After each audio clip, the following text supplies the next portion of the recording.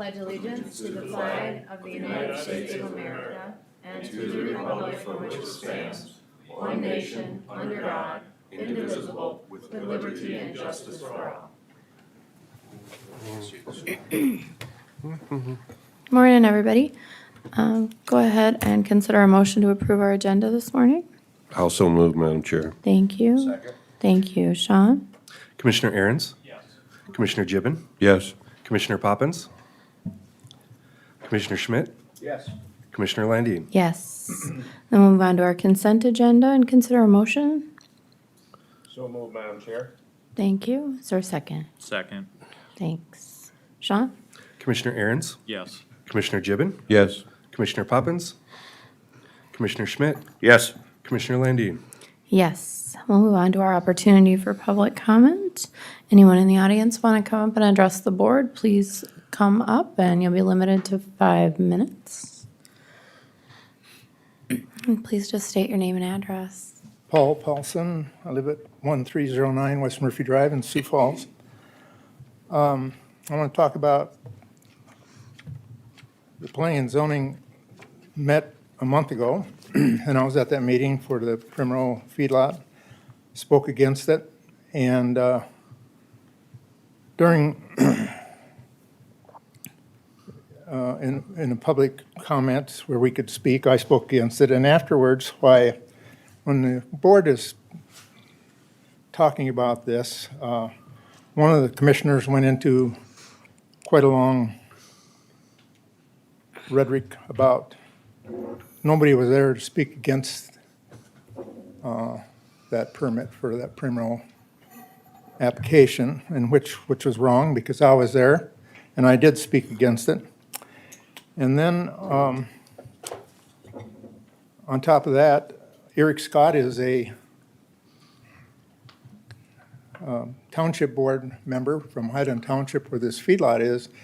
I would have thought he should have been recused himself from that discussion and any of these discussion on that feedlot. And also, towards the end of the meeting, Mr. Scott made a pointed remark looking directly at me, so I know he was speaking to me, about a pile of manure that's on my farm that I represent, the Paulson Farm. Our renter is a cattle feeder, so I'm not against cattle feeding. My wife has land, that's a cattle feeder that farms that also. But his statement was that that pile of manure out there in the fall waiting to be spread after the crop was out was related to the odor that we have down at our church. And this was a pile of dry manure, which I took offense at that because I didn't think that was very professional on his part to say anything like that.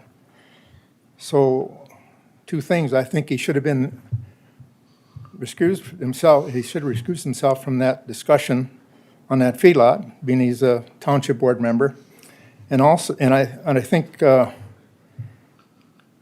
should be an apology made for that statement that he made towards me.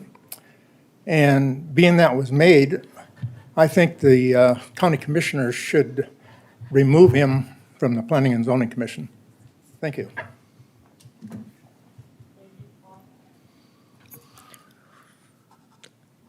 Harold, I know you wanted to speak.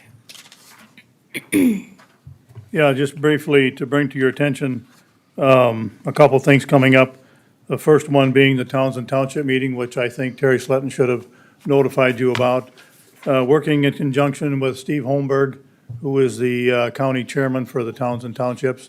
We moved it to the 4-H building, thinking we'd have more room. We've been in some Pizza Ranch places a couple times, and you hardly have room to take a deep breath, so we should have plenty of room there. We'll have representation from our state office and peer talking about the unique identity number that is going to replace everybody's DUNS number, which they have to get federal funding through FEMA or any other thing.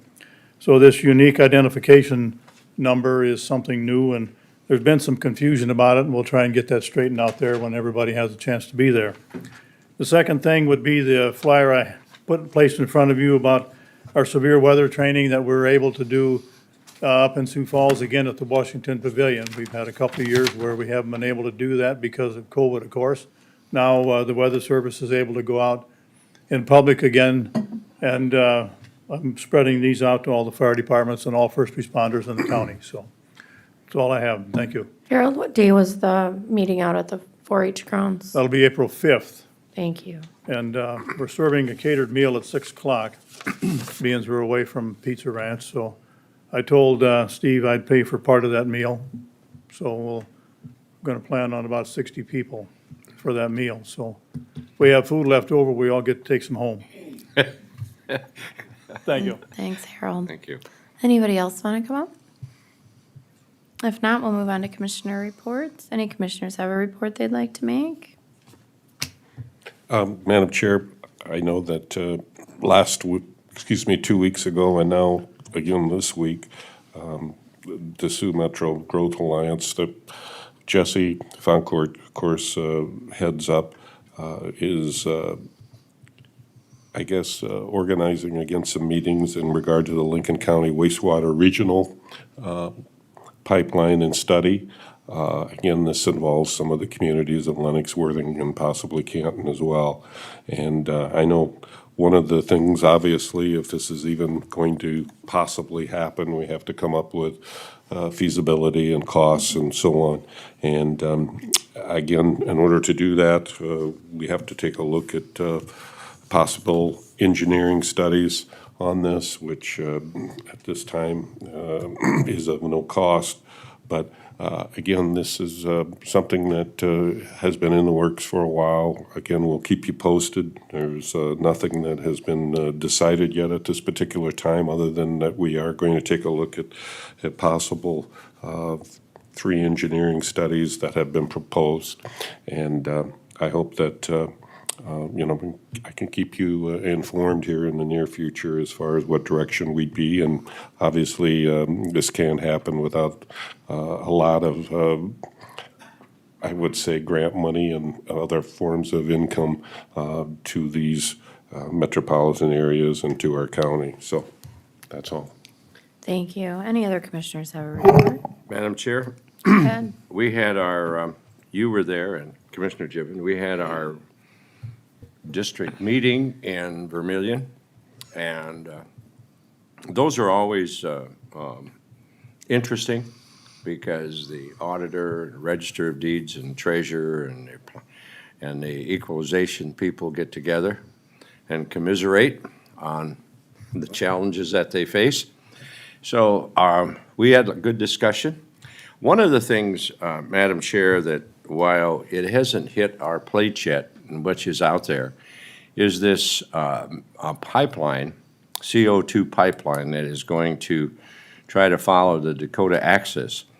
And if you haven't, the Minnehaha County had a group that appeared there, and they were formulating a letter of to I think oppose or have some real concerns about that. And I would ask, Madam Chair, if you could contact them, because it may be something that the 2 counties together could issue a joint letter of concerns about the safety of what this line represents.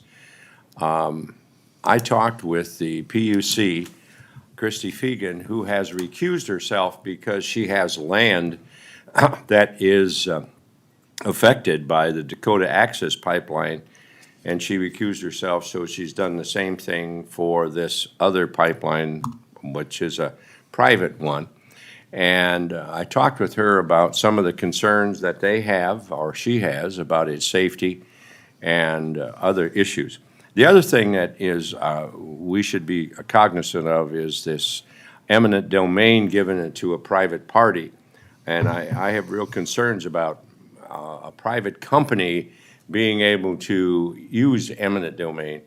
So these are some of the things that we need to vet. So if you had an opportunity to talk with whoever the current chair is, I think it's Cindy Heiberger, about where they are, and maybe the two counties could collaborate and look at that from a better standpoint. And I think it shows that two counties are working together, but two counties have great concerns.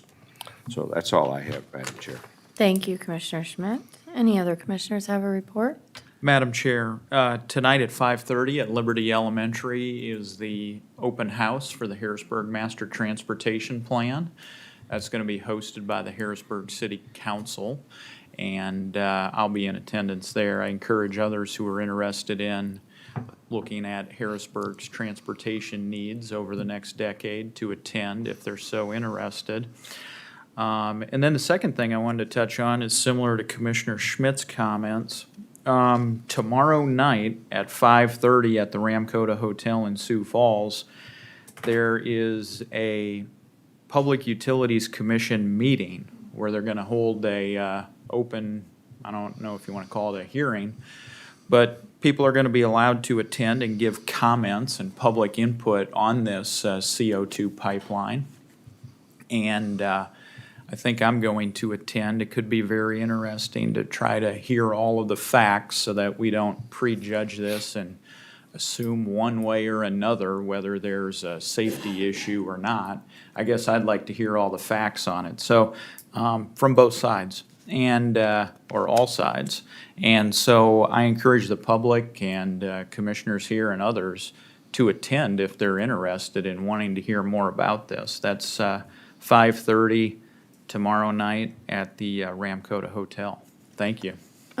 Commissioner Aaron's, at the Harrisburg Master Transportation Plan, you said that was at 5 o'clock, and where was that being presented? That's at 5:30, and it's at Liberty Elementary, Sure. and that's the usual location where the city council meets. All right, thank you for that. Anyone else have a report they'd like to make? If not, we'll move on to regular business. Item 1 on our agenda. It's a motion to approve the survey of area for sale from area to transfer to the city of T to enhance water retention along 9 Mile Creek. Who's handling that? I'll take that, Madam Okay, Chair. go ahead. So as directed, we worked with IMEG to do a evaluation of what is a logical separation of the parcel into two parts, one being the more developable property and the area that would be more advantageous for protection long-term for water holding capacity on 9 Mile Creek to protect the in and outflows on that creek, which has been very sensitive and on topic for many, many years, especially at the semi-annual drainage board meetings. So what you're seeing in your file is the line that has been determined as the logical location for that split, and I'd recommend approval for that, and with that, I'll give that motion. Thank you. Is there a second? I'll second that motion. Thank you. Any further discussion? I've got a couple questions, Madam Chair, for Commissioner Poppins. Absolutely. So, if I understand correctly, we're going to conduct a survey here. Is that I understand that to be the first part of your motion, right? No, the survey has been done through IMEG and with Marcus, who from NAI, for those two individuals and myself to work as to what made a logical split for marketing the most advantageous parcel of that property. And that survey work has been done. Now it's to prove that line that has been determined. So there is a letter in your share file that explains it. It looks like one parcel's 44.33 acres on the split out, and the list price, according to the NAI's math, was $60,000 an acre. So about over 2.6 million to sell that. Yeah, the As a portion list today price. is just to create the two different parcels. Yeah, that's what I was getting at, Commissioner Poppins, because I noticed here in the motion, or at least what's on the agenda, it said for sale from area to transfer to the city of T. I just wanted to make sure that what we're doing here today is just approving. This is just the plating.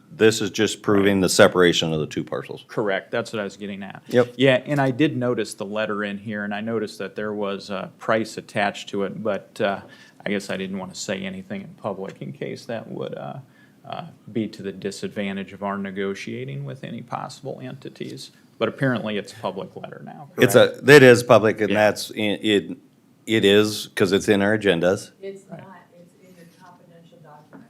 Okay. Yeah, and so I didn't feel it was appropriate Well- for us to say the dollar amount out loud, because we may lose our negotiating advantage then. Yeah, Yeah. the next item is what's actually going to bring that out, so. Okay, I don't think we've exposed anything that isn't going to be exposed, Sure. it's just, we're going to move. So, but my motion is simply to separate the two parcels. thank you. So we have a motion and a second. Sean, will you call the roll? Commissioner Aaron's, Yes. Commissioner Gibbon, Yes. Commissioner Poppins. Yes. Commissioner Schmidt, Yes. Commissioner Landine. Yes, we'll move on to item 2 on our agenda. Commissioner Poppins, you want to address that one as So well? again, this is the, moving forward with trying to sell the portion that we have just identified.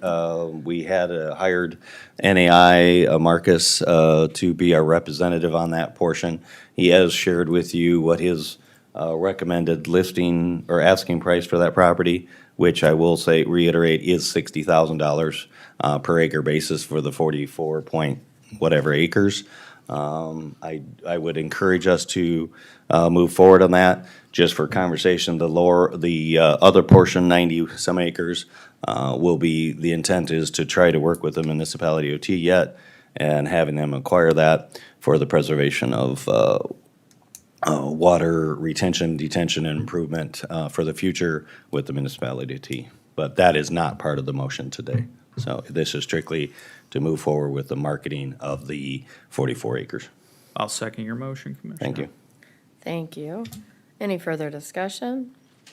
If not, Sean, will you call the roll? please? Madam Chair, so everyone's okay, this is the asking price, will be 60,000 that he will market it at. Everyone's clear on that? Okay, very good, thank you. Sean, will you call the roll, please? Commissioner Aaron's, Yes. Commissioner Gibbon, Yes. Commissioner Poppins. Yes. Commissioner Schmidt, Yes. Commissioner Landine. Yes. Move on to item 3 on our agenda.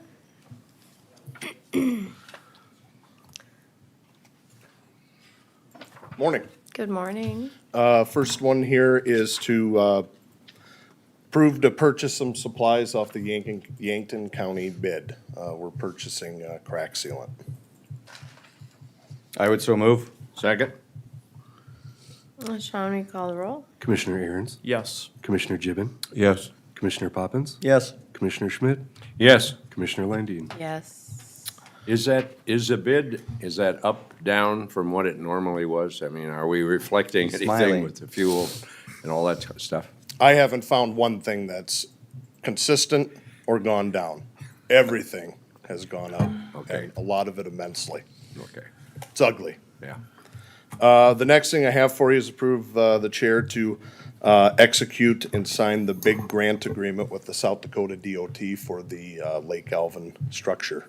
So moved, Madam Chair. Second?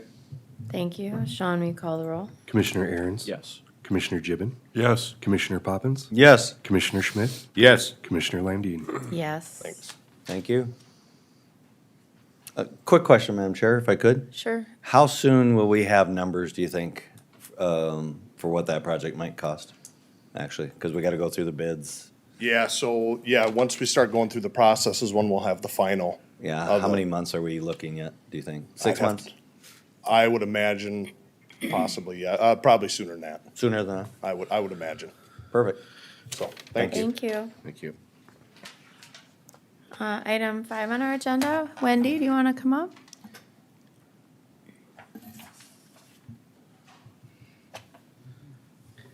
Good morning. Morning. I'm working on getting applying for a workforce grant through the state of South Dakota. The grant would be for a swine education facility, which would be our swine housing building. It would be a 40 by 100 pole-style barn it would be. So people who are 4-H'ers or FFA kids that want to have pigs but don't have a place to house them could be there during the summer months, would be during that time, and we would use that during achievement days then for and the animal housing for the pigs. What I'm looking for is just on that grant application, we need to have the Tiffany's signature on that to say that we can apply for this grant because it's going to be on county property, so. So moved, Madam Chair. Second. Thank you. Sean, will you call the roll? Commissioner Aaron's, Yes. Commissioner Gibbon, Yes. Commissioner Poppins, Yes. Commissioner Schmidt, Yes. Commissioner Landine. Yes. Can I speak to you afterwards about that? Do you have the application? I have the part where you have to sign. Okay, do you So, want? Should I give it to Sean right now? That's fine. You can give it to Sean or I can sign it now, whatever works. What time does this thing kick off tonight? Or Saturday, I should say. So Commissioner Schmidt is asking about our fundraiser that the foundation is doing, so that's this Saturday at 5:30 at the 4-H building. So we've got a lot of exciting auction items, like if you need a puppy or if you need a Traeger grill. Otherwise, there's some other fun stuff on there too, so. Wendy, Okay. can people buy tickets at the door? Or do you have to buy ahead of time? or Well, how we're does trying to that do as work? many ahead of time as possible, so so hopefully we're set on food. Got But, it. yeah, so we still have some available at the door, Thank you. but, yep. Good. Do you have a big screen TV there that we can watch the USD women play also at 5:30? Otherwise, We my don't. iPhone's gonna die on me real quick. Can you rent I'll one get and you put a- one off in your office over there? It's, So I'll have a Commissioner charger. Gibbon You and can I can charge go it. watch I might, the Yotes go win, be in the might Elite end Eight. up buying something way too much, like I did last year. Well, we may run you up on a couple of things. All for a good cause. All right, we'll move on to item 6. Good morning, Susan. Good morning. You have in your agenda packet the proclamation that I am planning to read next Tuesday, a week from today, which is recognized as National Vietnam War Veterans Day. And that was established in 2017 by President Trump. It's words going out in local newspapers this week about the event to all the towns in the counties, and I'm also reaching out to the local veterans service organizations, VFWs, American Legions, and so forth, and hope to have a good attendance. I have been recognizing Vietnam-era veterans since I started this job, and there's a commemorative partner program that recognizes the veterans with the pin, and so I guess any veteran that hasn't received a pin yet will hopefully be able to get one next week. And so I invite you to attend if you are able. It's at 11 o'clock right here. Do you have any questions? Anybody have any questions? Well, I know the word's going out, Susan, because I received it from Terry Harris at the Okay. Harrisburg Legion, and I got it from the DAV as well. and so Okay. I'm a lifetime member of the DAV. They sent it out already, so. Okay. Oh, So I my. know Oh, so I it's- know the word is spreading. Okay. Yeah. Well, it should be good, and it's, the governor's also signed a proclamation for that same day, Welcome Home Day. And so we're hoping to generate some excitement for that. Good. Thank you for your work on that, Susan. You're welcome. Madam Chair, Go ahead, Commissioner. if I could add, I know that one of the things I'll be talking to our auditor about, and since Susan is here, is placing on the agenda April 5th, something about our war memorials that we have behind the courthouse. And I know, Susan, your name has been brought up that you would like to make a presentation along with several other individuals in the community in regard to possibly moving those memorials and raising funds to do so and where. So I just want to know that your name has been brought up with several others about this April 5th presentation that you are preparing apparently. Okay. I'll be finding out more about that. Okay. Thanks, Susan. Move on to item 7 on our agenda.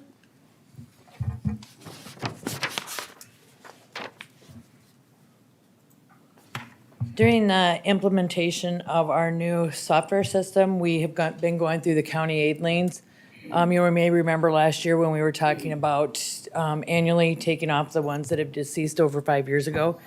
The first one I've got, these are county aid liens that are lacking personal identification. No birth dates, no social security numbers, no way for us to indefinitely say it's yours. So I'm asking that we just go ahead and approve the compromise of the in-house liens for the $28,242.61. So moved, Madam Chair, on the recommendation of our auditor.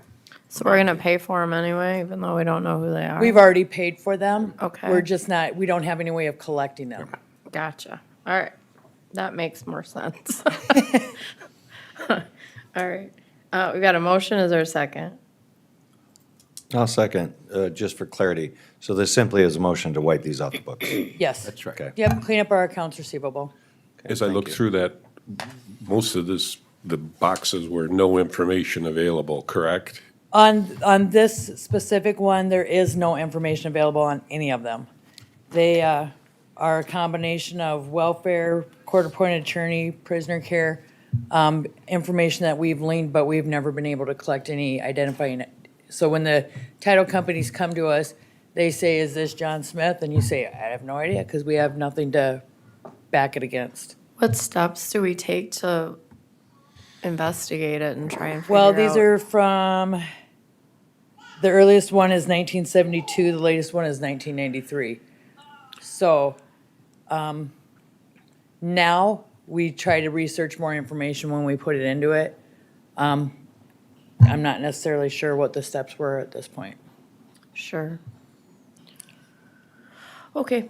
Well, any further discussion, questions for staff? If not, Sean, will you call the roll? Commissioner Aaron's, No. Commissioner Gibbon, Yes. Commissioner Poppins, Yes. Commissioner Schmidt, Yes. Commissioner Landine. I'm gonna vote no on this one, just simply because I don't know what steps have been taken to actually try and locate these folks. We've got lots of different ways of doing that now that maybe didn't exist. That's probably true. However, if we, I don't have the names on here, but if we go on there and we say John Smith from court in 1972, I don't even know if the court records are still available for it, so. And you might be right, you might be right. Yep, nope, I get your point. Okay, anyway, it passed. But we will be going through, and as we find them, we are gonna continue to try to clean them up. The next one I've got is to approve the compromise on county aid liens for deaths. These are deaths that happened 2016 and earlier, in the amount of $18,863.48. All right, anybody have any questions for Sherry? Sherry, just maybe more so for the public, but a little bit for myself here. How does this process work? You know, what is the, I mean, is it similar to the other previous ones that we just acted on, or? What do you mean the process? So we Well- get a verification, these are people that do have identifying information. Okay, We get verification that they are deceased. They've been deceased more than 5 years, I believe it is. So per a conversation that we had earlier in the year, that we were just going to bring these to you once a year and get them taken off the books because they've gone through the probate and everything else. okay, so, yeah, that's kind of what I'm getting at here is probate has gone through and these are still not paid for even after the estate's been adjudicated? Correct. Okay. All right, we have a motion? I'll second. Who made the first? We didn't get a first. Oh, You wanna be the first? Oh, I'll be the first. All I right, thought you said you have a motion looking for a second. I'll second it. My apologies. all right, I have a motion and a second now. Any further discussion? If not, Sean, will you call the roll? Commissioner Aaron's, Yes. Commissioner Gibbon, Yes. Commissioner Poppins, Yes. Commissioner Schmidt, Yes. Commissioner Landine. Yes. The next deal we have is our caseworker services that we have with Minnehaha County. They have outlined on the briefing form or in their letter that they attached to me, the two major changes on there. The first one is that they're going to extend the period so that the only time they have to come in is if there's been a wage increase for the person that provides the services.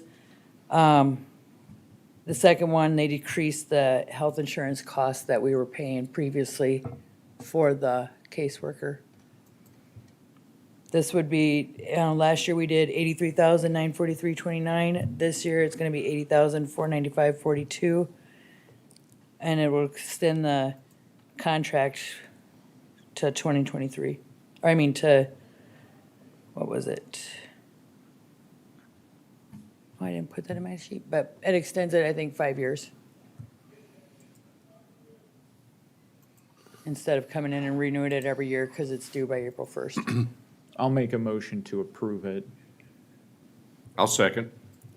What I would like to say is thank you to everybody involved who negotiated this, because it's an example of an instance here where we can save money because somebody did the extra work here to dig into the insurance coverage level for the Lincoln County caseworker and determined that they didn't need the family level coverage, they only needed single level.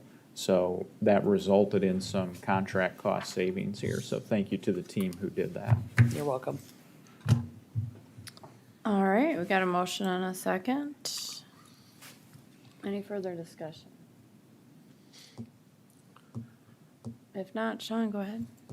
Commissioner Aaron's, Yes. Commissioner Gibbon, Yes. Commissioner Poppins, Yes. Commissioner Schmidt, Yes. Commissioner Landine. Yes. Move on to item 10 on our agenda. Good morning, Carla. Good morning. There are 3 abatements on the agenda this morning. The first abatement qualifies under South Dakota Codified Law 10-18-2, subsection 10. The county commissioners may abate if a application for a veteran's exemption is approved, but that did not meet the deadline. So that's this first, it's agenda item 10. Names are protected because of the HIPAA laws, so I'll refer to it as agenda item 10, your packet. It's in the abatement amount of $2,382.88. All right, we've heard the request. Is there a motion? Move to approve. Second. Thank you. Sean, will you call the roll? Commissioner Aaron's, Yes. Commissioner Gibbon, Yes. Commissioner Poppins. Yes. Commissioner Schmidt, Yes. Commissioner Landine. Yes. Move on to item 11 on our agenda. Item number 11 is parcel number 281.94.08.028 under the name of Brittany and Ross Trulia, located at 4417 West Mill Street in Sioux Falls. It's an abatement application for an owner occupied that was in error in our office. The abatement falls under South Dakota Codified Law 10-18-1, where the county commission may abate based on if an error had been made. This was a previous abatement in 2020, paid 21. And just because of the timing of the application, it extended into the 21 taxes paid 22. Move for approval, Madam Chair. Second. Thank you. Any discussion? If not, Sean, will you call the roll? Commissioner Aaron's, Yes. Commissioner Gibbon, Yes. Commissioner Poppins. Yes. Commissioner Schmidt, Yes. Commissioner Landine. Yes. Thank you. The next abatement is parcel number 096.49.34.2000. It's under the Colleen Hildebrand Trust. Legal description is the northwest quarter excluding lots H2 and H3 in section 34, Township 96. The abatement process in 2020 paid 21 taxes. Because of the error and the timing of the error, it extends into the 21 pay 22 tax year. All right, we've heard the request. Is there a motion? So moved. I'll second. Thank you. Sean, will you call the roll? Commissioner Aaron's, Yes. Commissioner Gibbon, Yes. Commissioner Poppins. Yes. Commissioner Schmidt, Yes. Commissioner Landine. Yes. All right, we're gonna go ahead and move into our work session. And I do have a short telephonic court hearing that I'm gonna So I'm gonna step out probably about 9:25 or so. Okay. And so, not to be rude, but I just gotta take that care You of that. bet, thank you. If you would give us just a couple minutes to set up, I do have a PowerPoint, although it's not a presentation, it's more of a work session, but I did put together some slides that were included in your packet. I do have Ethan down here as well, so if there's any further questions on the the land portion and how we came up with the land values for the 2022 assessment year. I may refer some of those questions to Ethan because he's the one that really dug in and did a great analysis on our land values. So I will set up the presentation. I'm gonna put a table out because much like my presentation is not a presentation, it's just a work session. Sherry's gonna be involved in it, so that all three of us will be speaking to you on behalf of this appeals work session. All right, well, why don't we take, want a 5-minute break? 10. Is 5 enough? Okay. 5 minutes. Sounds good.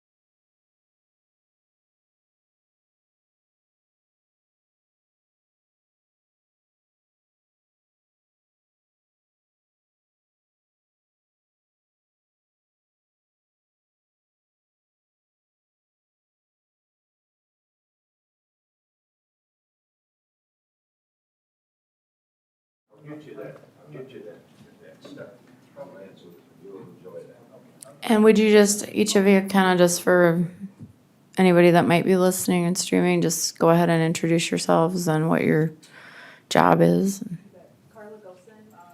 And I'm gonna ask you guys to be free with sharing that microphone, because when you aren't speaking right into it, you can't hear if you're on the phone or streaming. You bet. Carla Gosen, the Lincoln County Director of Equalization. I'm Ethan Pieskey, the Deputy Director of Equalization. Sherry Lund, Lincoln County Auditor.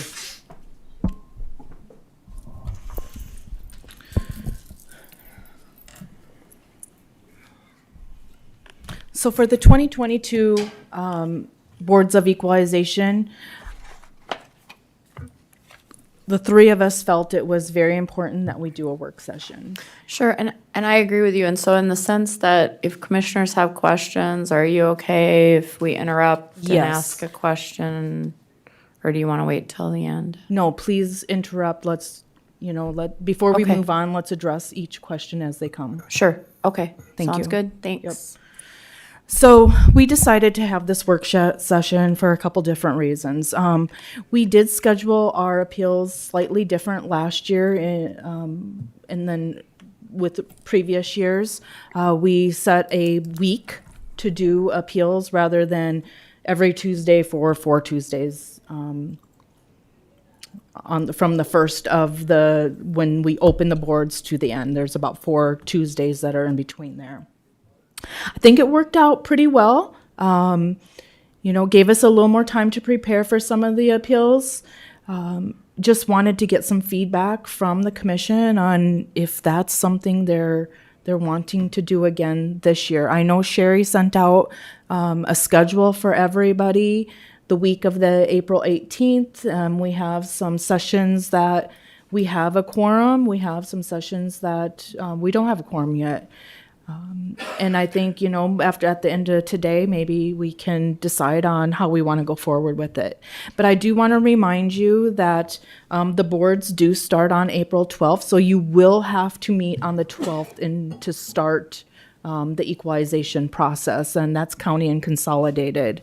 A suggestion that I have, and maybe Sherry will agree with it, we can do some of our administrative type changes during that day, which what we call administrative type changes is we sent out an assessment notice. Taxpayer has contacted our office, and we have an agreement that probably based on an inspection took place after our assessment notices went out. So we're going to come up with a recommendation that they're in agreement of. So that would be an administrative type change. I would like to handle those administrative type changes maybe on the first day. That's because what we I- do have to open it up on that day. That's what I would agree with that. Okay. And we will have a few of those. Some of those are, like I said, they're properties that we have gone out and re-inspected, made some changes, and the property owners in agreements of it. Some other type changes could be, maybe they have a current appraisal that, we've sorted through and we're in agreements of that, that fee type appraisal. We also have on the agenda that I'd like to group on that first day is an omitted property. This will be something very new to you. We did find that we missed a home to put on the assessment roll. So we'll have an omitted type property that we'll bring on the 12th. Just a brief on that. So there was an owner-occupied form filled out and submitted to our office in February, and they said they owned and occupied this home on February 12th. So Courtney Smith, our property technician, brought this to the Ethan and I, and we're like, oh, we don't have a house there. So we contact the planning and zoning office, and through some digging, there was an actual building permit that was issued on the home, but we did not receive a copy of the building permit. And I'm not going to get into details on Toby's part of missing it. It was in an override status or a hold status. So when they take their building permits and they transfer them to us on a monthly basis, that one was missed because it was in some type of hold status or override. And I don't know his terminology. So, but we have been notified of it since that appraiser has gone out and done an inspection. We will put a value on and we'll place the value on the 12th for this property owner. And they have the right to appeal that new value. They don't know what it is yet, but there will be a form that will be sent out, and then we'll set up a hearing that if they're not in agreement with that value, you'll essentially hear that appeal on that day. Yeah, we talked about that. If you have questions, just chime in. Okay, thank you, Madam Chair. you bet. Thanks, Carla. I'm going to have a lot of questions on this because we missed our requirement of sending out the notification in a timely manner then, as far as the valuation on that property. No, We didn't? no. We missed the house, but we didn't miss the deadline to send out the valuation on that house? Yeah, the assessment notice went out, but there is and I apologize, I didn't bring the codified law. There is procedure if it's an omitted property and it goes through the auditor. The auditor sets a time that, hey, this property has been omitted from the tax roll. We need Yep. to add it back in. Sure, and that's retroactive to a point where we can add it, valuation, and add it to the tax roll, 2022, taxes paid 2023, yes. and that's very, Yes. that's gonna be my biggest question, is if I was that person and I received what would have been just the land valuation as my assessment, it would err in their favor, but we are covered by statute of, on an omitted property. Omitted property, yes. How long do we have to add that then, if it's an omitted property? I didn't bring that law with me. Okay. I'll have that. It's within, I can't remember if it's like a 10-day. Okay. They have to be notified 10 days prior to the hearing. Okay, There is a amount of time Okay. by statute that we are required to send them notification. We're well within the well statute. within the statute. And then, were there any other statute or any law changes since last year to this year that affects what we do as assessments, or what you do as on assessments? And could you, somewhere in this, review those with us as well? Yep, so within our presentation, it's like the third or fourth page. Okay, very good. There is the agricultural classification changed July 1st, 2021, which affected our 22 assessments, and we'll touch on that. Okay, very good, thank you. Okay. Back to scheduling, is that, I guess, feedback is welcome. Is it, you want to do a week? Do you want to do every Tuesday? You want to do every Wednesday? What are you comfortable with during this appeal season? And maybe I should go forward, maybe we come back to that. Yeah, why Because don't we just- come back, why don't we come back to that? Yeah, because I think the next slide will tell you what we're dealing with on appeals. So maybe we see what we're dealing with before we make the decision on the scheduling. And that, since I sent that out on Friday, those numbers have changed. We have a total of, as of this morning, 350 appeals that have gone to all the boards. So, city and township boards. We still have open dates and deadlines. Canton has an appeal deadline of April 5th. So there still will be more appeals coming in because of that April 5th deadline.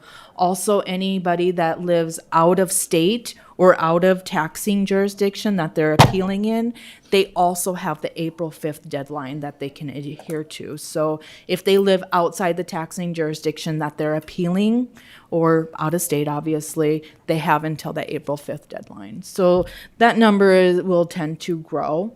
But not to frighten anybody on the numbers. They're very similar to last year.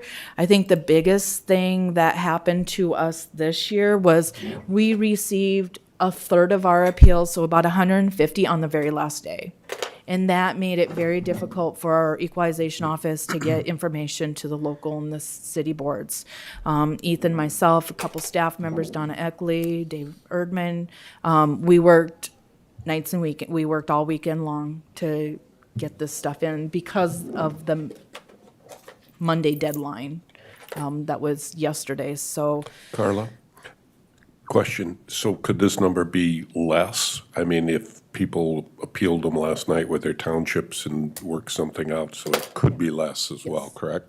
Yes, so, very good question. Of these 350 some appeals, there were, I have to make the best guess I can. There were just slightly under 100 that were administrative type changes. And some of those were based on the ag classifications. Since the law, I'm going back and forth, and that's why I'm like, I didn't want it to be a presentation, it's more of a discussion. I'm gonna bounce around from the presentation. The law changed July 1, 2021 for agricultural classification, and the biggest change that happened was in the income portion of the law.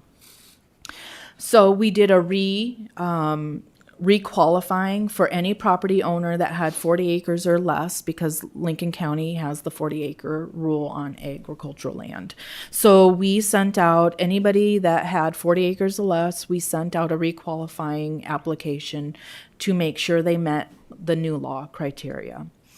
Of those, I believe it was about, 150, 160 did not no longer qualified for agricultural status. I did send a letter notifying them prior to the assessment notice that they did not qualify.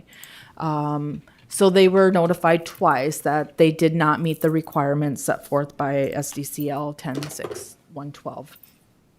And the reason. Of those 150 that didn't qualify because they either didn't get the income information, or they missed the deadline, some of those folks have now appealed and brought us the documentation where they would reclassify as agricultural. What happened was, obviously, the income portion. Some of the ones where we said they didn't qualify, but now they qualify is, the ownership or the management unit. You could have folks that own 20 acres of Carla Gosen, but there could also be Gosen Investments LLC or something, and we didn't know, were they involved? Are they together? Are they same management unit? So they brought a lot of that type of documentation to us, and then the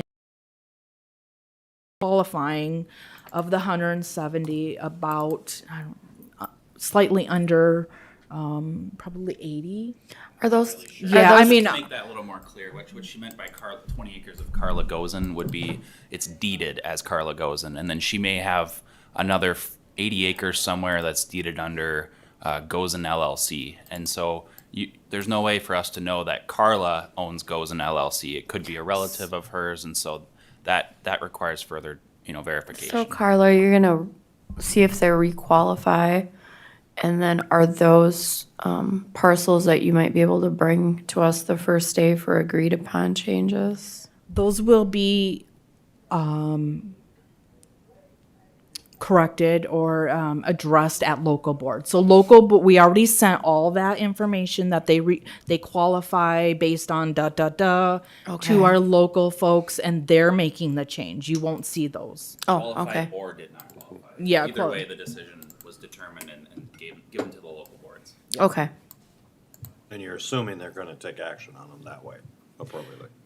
So, great question. So last year we gave some recommendations based on whatever, some of the boards didn't act on those recommendations. So yes, those will be brought to the April 12th meeting because they met the requirement.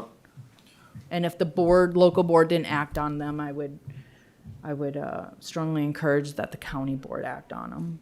So Carla, you mentioned to me once in a conversation that if they proved they made $2,500 then they would qualify again as ag, correct?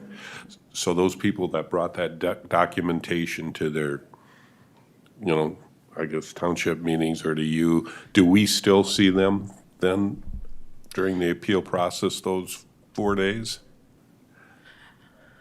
Okay, so to address the first part of that question, we received their income information within our office. We didn't want that going out to our local folks, so we Okay. qualified them or did not qualify them in our office based on their income guidelines. Now, it's not income of their entire income, it's income from that property. Correct. So they have a house and they're not doing any farming per se on that. I mean, the income has to come from that parcel, at least 2,500. So no, you won't see their income information. We didn't even keep it. We didn't want that information in their file. I felt that was more of a personal information rather than public. So Carl, if they had 28 acres and they used a house for an acre and they had the rest of it sewed down to a garden or something like that, and they sold at the end of their driveway, and they got $3,100, that would qualify, right? We had a 'Cause couple of those. That's income produced from the remaining portion of the land they own, although that's just their house, but that would tip them over. Okay. We had two of them that were similar to that. We had one that had a parcel where they had sweet corn. And, they generated a lot of money off that sweet corn, so that qualified them. And so the first criteria you have to meet, it has to be agricultural productive. If they can't meet that first criteria, the other two don't matter. So first is agricultural production has to be coming from the property. Once they meet that criteria, they have to meet one of the other two, acres or income.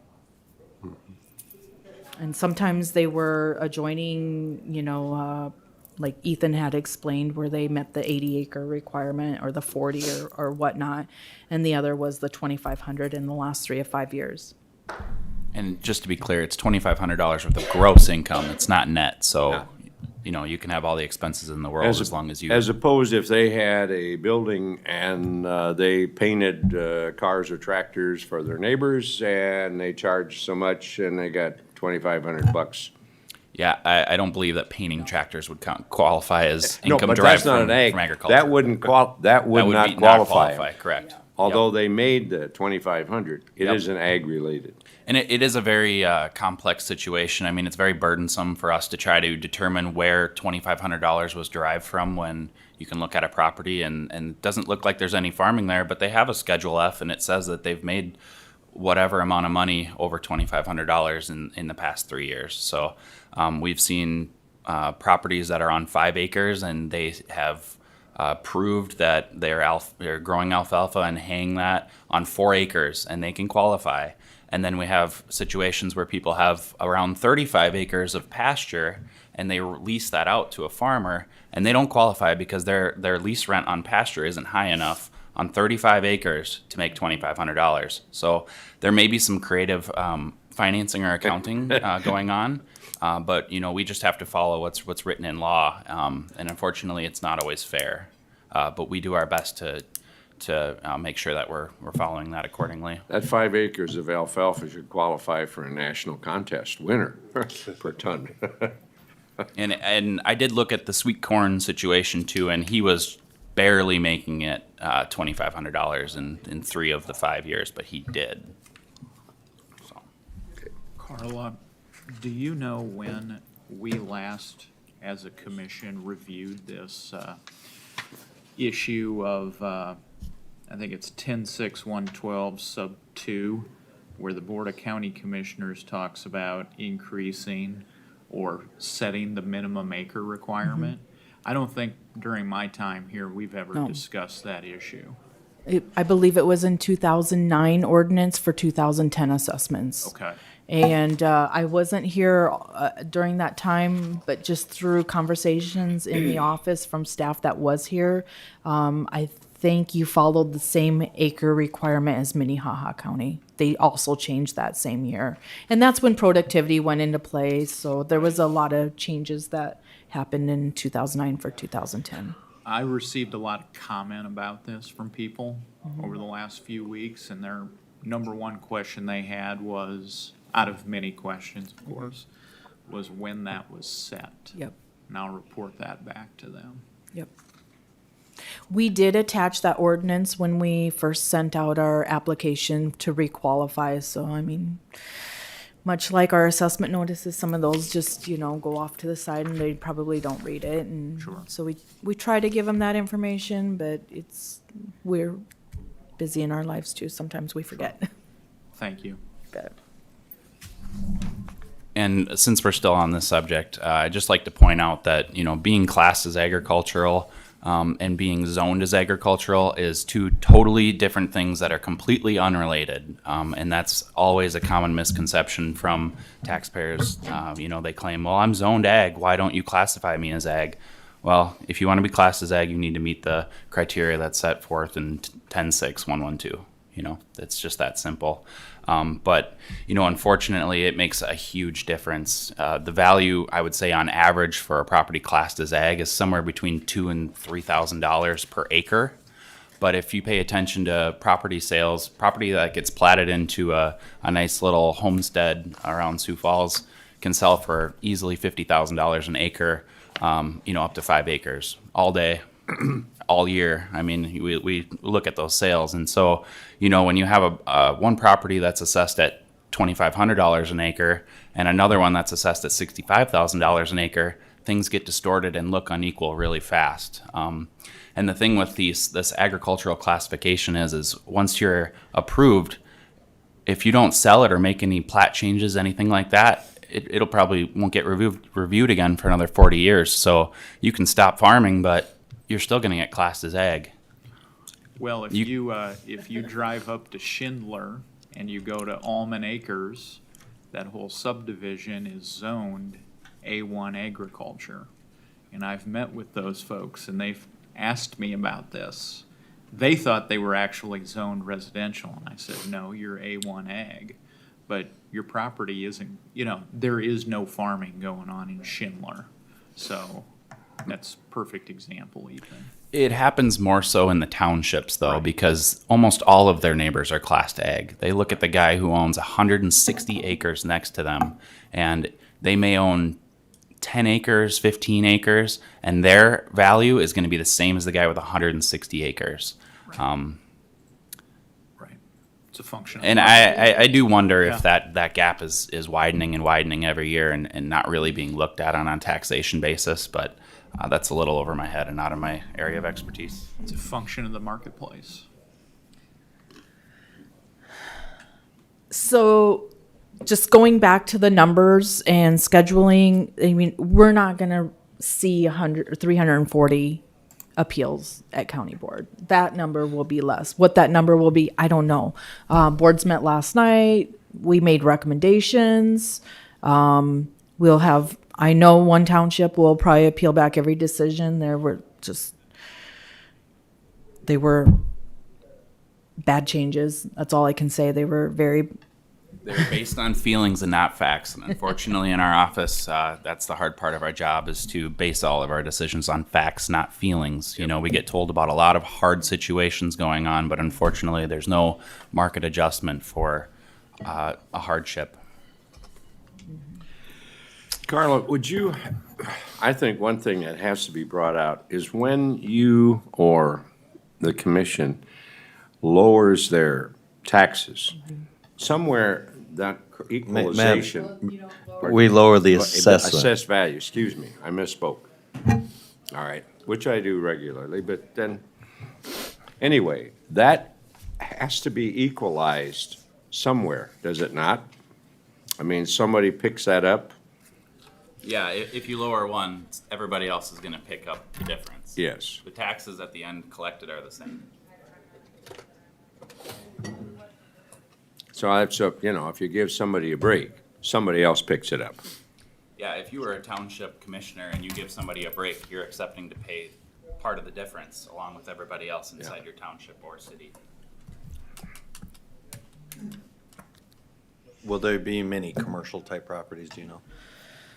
That was some of our late appeals. We had a big chunk of commercial that came in at the very last moment, apartments. After 5 o'clock on Thursday, between 5 o'clock and midnight. Yeah. So then we had Friday, Saturday, Sunday, and part of Monday to get those out to everybody before their meeting last night. We've worked as hard as we possibly can. Yeah. So, given that would be out of the normal realm of most everybody, other than our staff that's, been trained in doing that, how are you working with the municipalities and or townships, if they have one, to try to educate them enough to try to work through that commercial type property? Or are you saying, do your best and we'll? No. We do the same write-up for them as we do for you.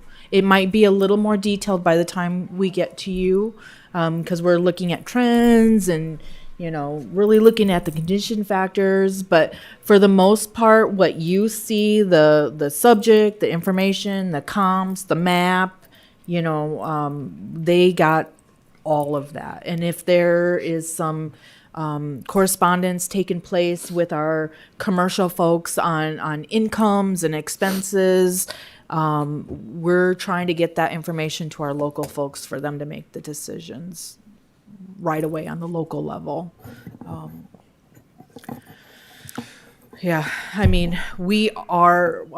hope we're educating them. We hold the meetings. We're almost in daily contact with our clerks, and that's on 25 of them, whether they're to townships or the cities, trying to get them educated on the entire process. Carla, with the assessments that's gone up, a lot of people have called.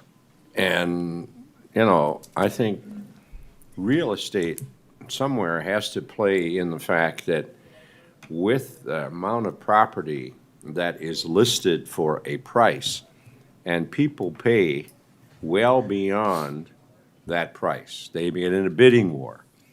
One neighborhood that I'm very familiar with called, and they were aghast at what they assessment had went up. But when we talked to them, I also found out that their properties, 3 of them, had sold for well beyond what this person that had lived there and paid probably $250,000, $60,000, and properties were selling now for 4 and 5 and 6. And understanding the frustration they have, but we don't control that. That is, you take it at market and do what your neighborhood is. So the frustration, they have to yell and be upset with somebody, but it's hard for them to understand, that this bidding war is only raising their assessed valuations. And what happens when we don't bid anymore? What happens when property starts to sell far less than what they actually paid for it? So what do we do in that case? That question has also been addressed to us in the office several times a day. We do the same type of analysis on the market, whether it goes up or down. We can lower them just as easy as we raise them. It's the same process. We do the same type of analysis. Sure. Once again, we're going to skip around a little bit. This one's interesting. I know it looks confusing and it's very busy. Here are our sales, our arm's length transaction, our good sales that come in each year. Now, we gave you 20, 21, and our 22 stats. And you can see that our assessments to selling prices stay pretty strong throughout the year. So we tend to make 3, if you're not in a reappraisal area and you're just in a, you've already been reappraised and things are just kind of a market adjustment. You can see very small market adjustments happen in 2020 for the 2021 assessment year. I mean, it goes up and down, and you can see in the winter months, we do good. As the summer hits, the market is really strong, and our assessed values to sell prices, fluctuate accordingly. We broke it down into quarter, and you can see, each quarter we stay pretty consistent. This year, so in 2021, we tanked. I mean, it is a curve that goes only down. So that's truly our market. What's happening in the market. It started happening slightly last year in 2020 for the 2021 assessments. We saw that continuing to drop, but this year it just started going down ever so fast. I mean, when you're seeing, 1 to 2% market adjustments every month, I mean, that's strong market. And it's concerning because for me and for staff, because, we've reappraised and we did really good and we were holding strong on our assessed values. And now we're coming back and saying, well, the market changed and now we got to increase you again, 20%. That's a hard sale, especially, over the years when we weren't reappraising, you're seeing 20%, 25%. This year shows that market was so strong. And, the only thing we can do is what the law says. Our assessed values are market values. Carla, if I could. So when I'm looking at these graphs, the first 18 and 19 to 20, those first 2 years, even at the end of the fourth quarter, we were still meeting the requirement of 80%. Yeah. No, the requirement is between 85 5 and excuse me. 100. Yeah, so 80, but we're staying close. Yes. We're substantially below that 85% requirement on the fourth quarter of 2021. So it's just, it's 15% just from first quarter to fourth quarter in the same year, and that where the market is just jumping. And it's not stopping. I did the sales of No. November of 2021 up till February of this year. We are down to 77%. I mean, that was our fourth quarter. Yeah. And this is our first quarter, and we're already at 70 percentile assessment to sell price. I mean, That's with our new 2022 values, with all of these increases you're going to hear about during appeals. And that's where we're sitting So in the what market with people those. are afraid of is although we're talking about assessments, what they're afraid of is taxation. I agree. So, Madam Auditor, what I would like us to see if we could do is, again, visually create a graph. Our budget stays the same, so, if we have 10 homes and they've all gone up plus or minus the average of the assessment from the county, how that house will pay a little bit more, or this house will pay actually less, because it's equated for our budget. Now, I also would like to do it the same thing with what the township budget would be and how they can adjust their budget. Should be steady. I think their frozen requirement, they can only go up by CPI and growth. City, are they under the same requirement as well? Is a school district on the same requirement? So they can understand where the impact is coming from if their assessments do go up. Because in a county situation, one goes up, one goes down in comparison to the average of the change. Yep, it's just like a scale. Yeah, so can we create a visual so people can, visually understand that?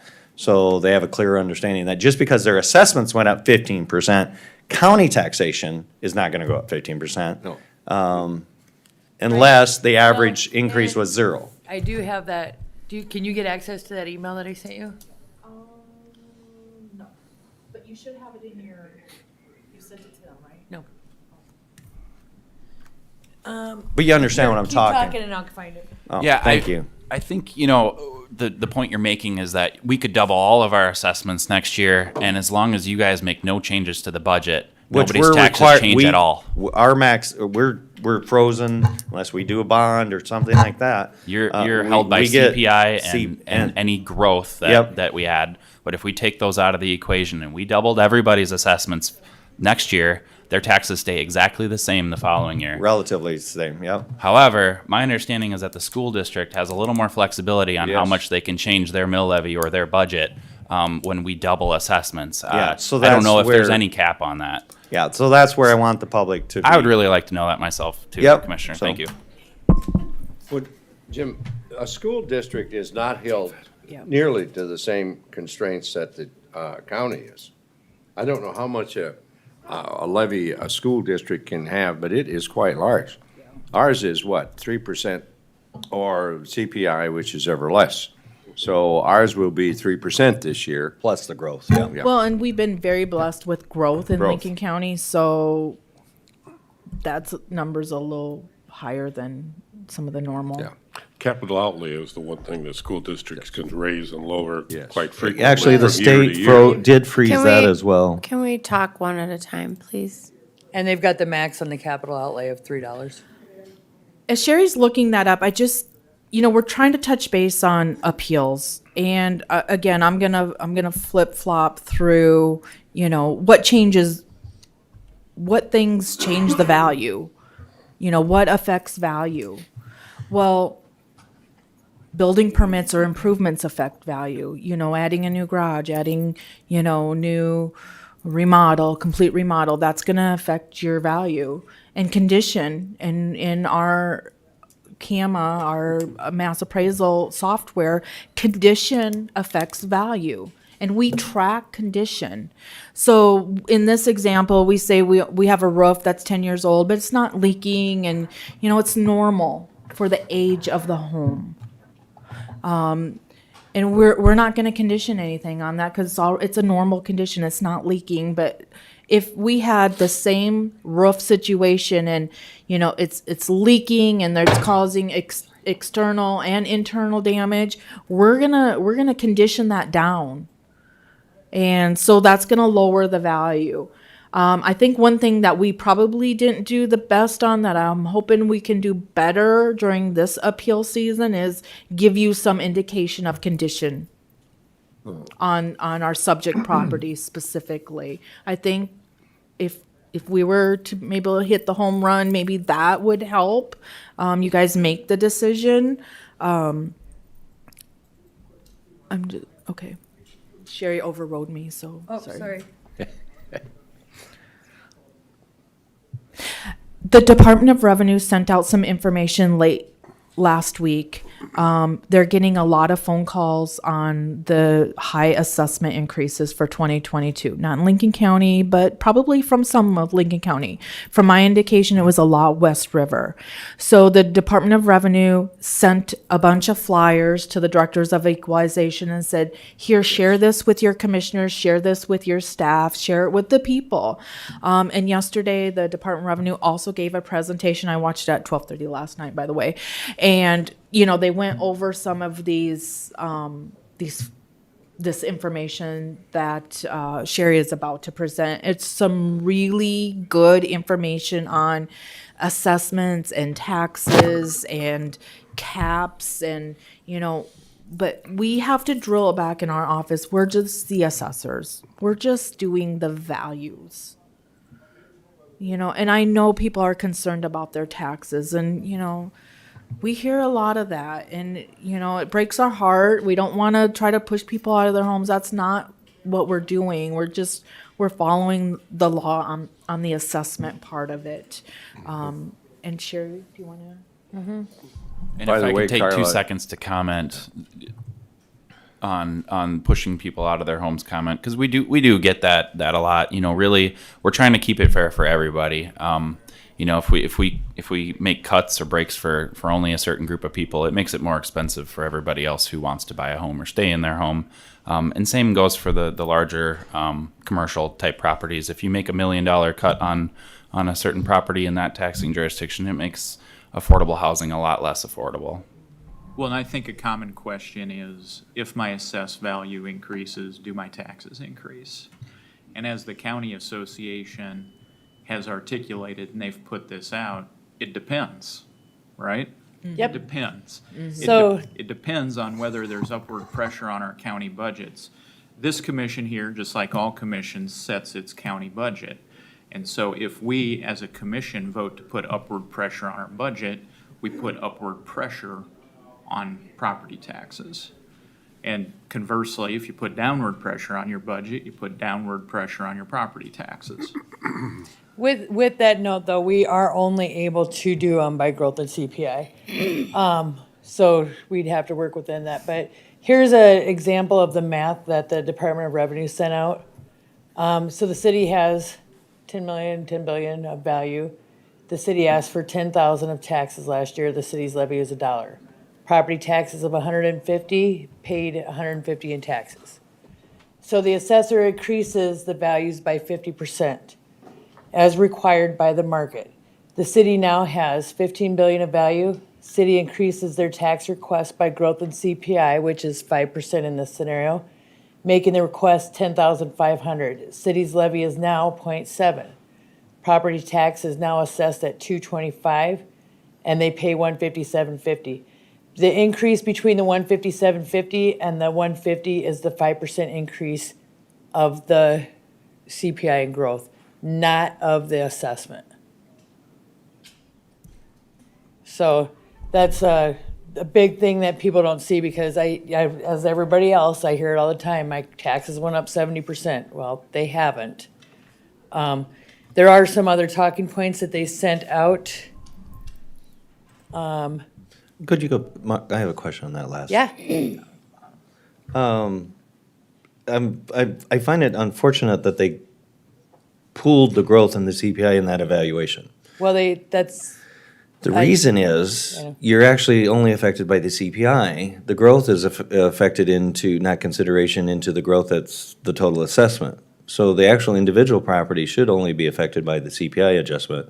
The growth factor should be handled by the growth properties that have been brought into the county. Am I not correct? So, I'm not sure if I understand. yeah, I'm gonna just show you what I do for the growth in CPI. If I can get this. This is hard looking at two screens. Because the growth in our county budget is dealt with the growth in the county. The CPI would be the only ones that are affecting the existing properties. The growth happens in every jurisdiction. Yeah, but that part of our budget is handled by the new homes, the new business, the new building in our budget. Am I not correct? Because that's a neutral effect to our budget.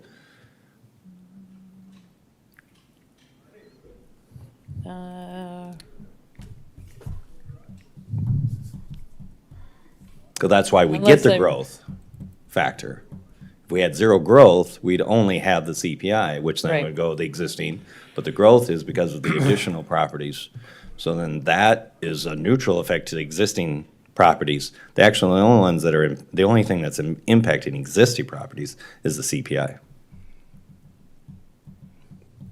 Well, let's clarify the CPI. We're tossing that around. CPI now is darn near 8%. It's 3%. Yeah, huh? What we can. What we can increase. do is 3% of that is all. So when we talk about it, right now, we're talking 3%, Right. period. Mango, that's it.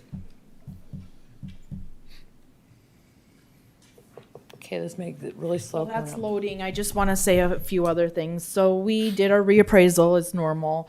We did Lennox, Worthing, Fairview, Townships of Fairview, Highland, Lincoln, Delaware. But some of the other changes that took place in 2022 that were really strong adjustments was we changed our land valuation system on our acreages. There is a map that shows you how we tiered each section of the county.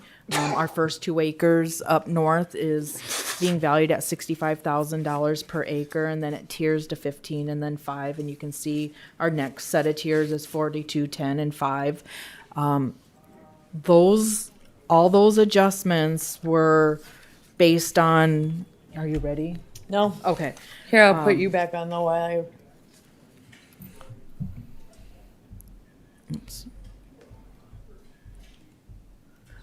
were based off of these graphs. You can see in blue, we have our assessed values, and they're on that lower scale. Okay. Okay, sorry. Right here. There's our map of how we tiered our acreages in the county.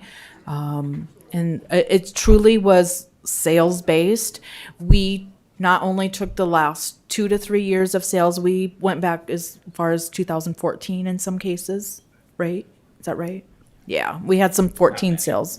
Tried to say 2016, 2018 really and up, because the market has moved so fast in the last few years that if you're not looking at a 2020 sale, you're not looking at a market value. Yeah.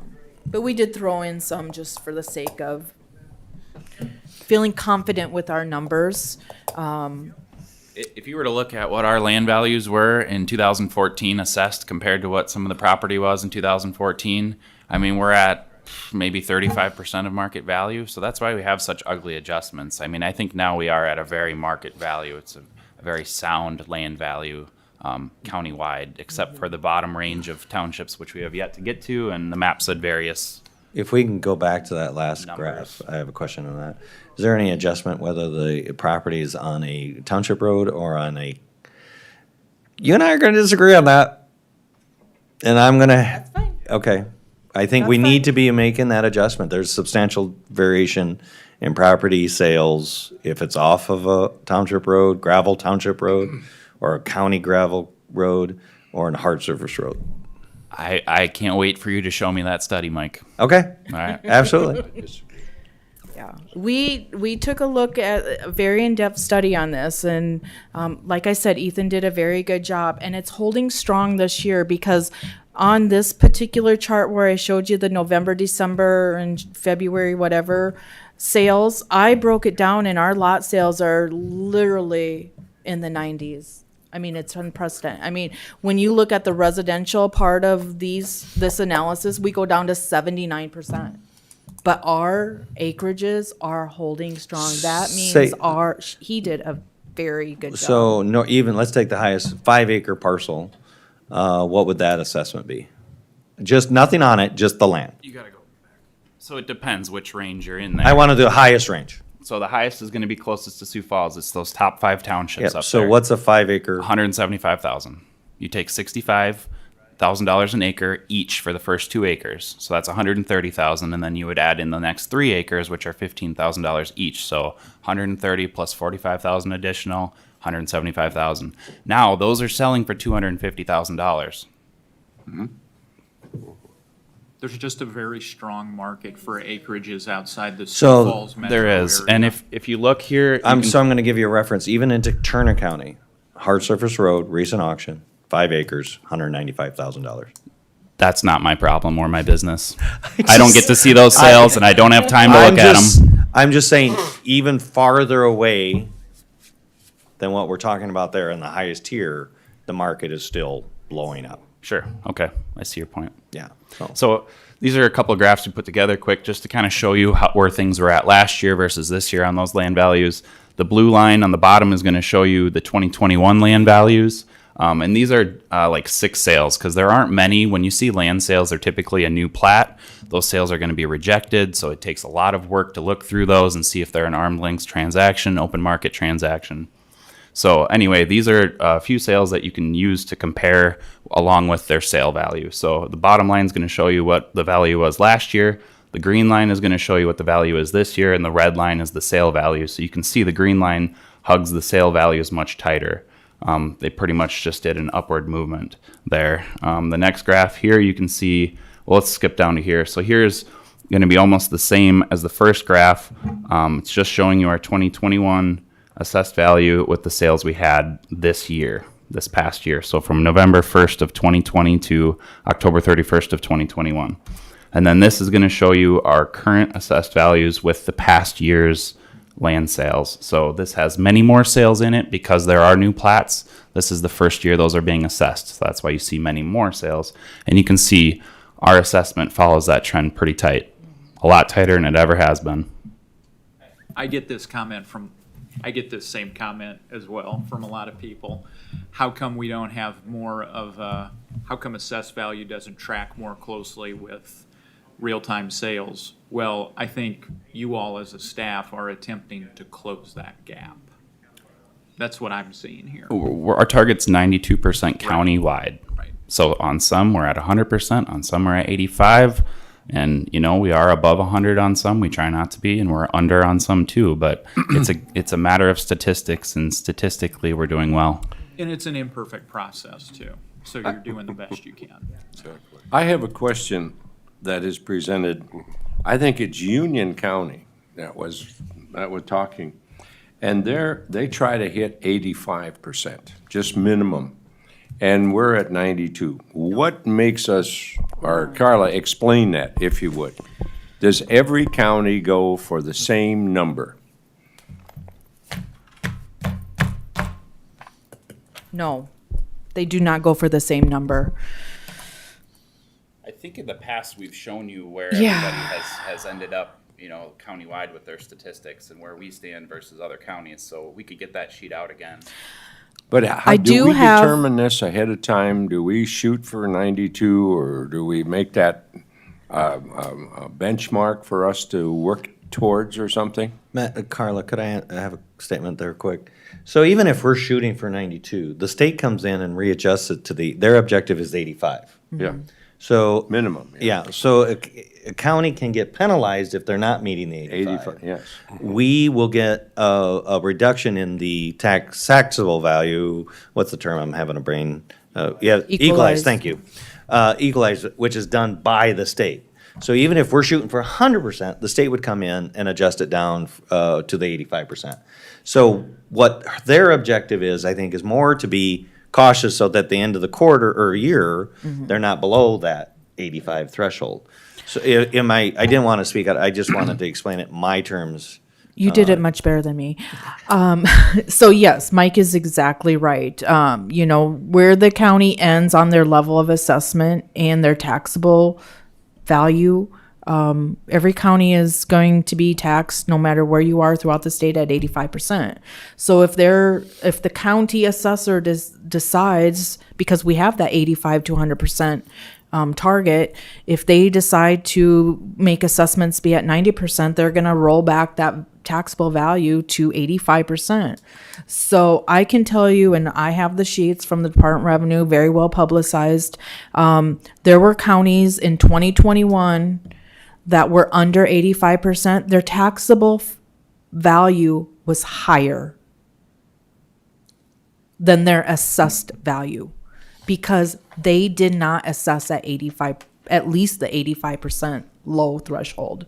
So the state will apply a factor to their assessed value when it comes tax time. And I believe there was 4 counties out there last year that the factors were higher than the 80, and to get them up to 85%. So if a county comes along and said, well, we're not going to shoot for, we're going to lowball this thing, and we're only going to go for 80 or something, 75. The state will come along and automatically adjust that particular county's back up to 85%. You For can't taxes. do a backdoor tax cut Yep. through this process. No. The only way that you can affect a backdoor tax cut is if you put downward pressure on your annual budget. That is how you lower the taxes. So I had some people, contact me and said, my taxes stayed the same. In fact, they went lower. So that is what then? Well, what they're looking at is their 2021 assessment payable in 22. So they're not comparing to most likely what everybody else is talking to you about, which is their 2022 assessment, taxes payable next year. So you'd have to look at what the value change was for 2021. Did it stay the same as 2020? And the people around them had increased, and there can be reasons for that. Building permits, land value changes. Not everybody has the same size lot, things of that nature. So there's a lot to look into. It's never that simple, surface level. And if I could jump back to, your question about our target maybe being 80 or 75%. Well, then what happens when appeals times comes around and we have to use sales to uphold or defend our property assessments? Yeah. Well, it's kind of hard to use facts when they don't make sense or line up at all. I mean, if we're at 80%, then we're under every sale, and what's the point of appeals at all? You know, there's nothing to gauge or calibrate or base that off of. So, you know, we use 3 approaches on some properties. On any property that appeals, we use at least 2. You know, and that helps us determine how well or how sound our appraisal was. We do it 3 times. Thank you.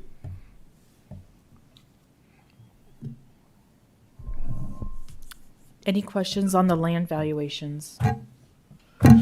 Mike.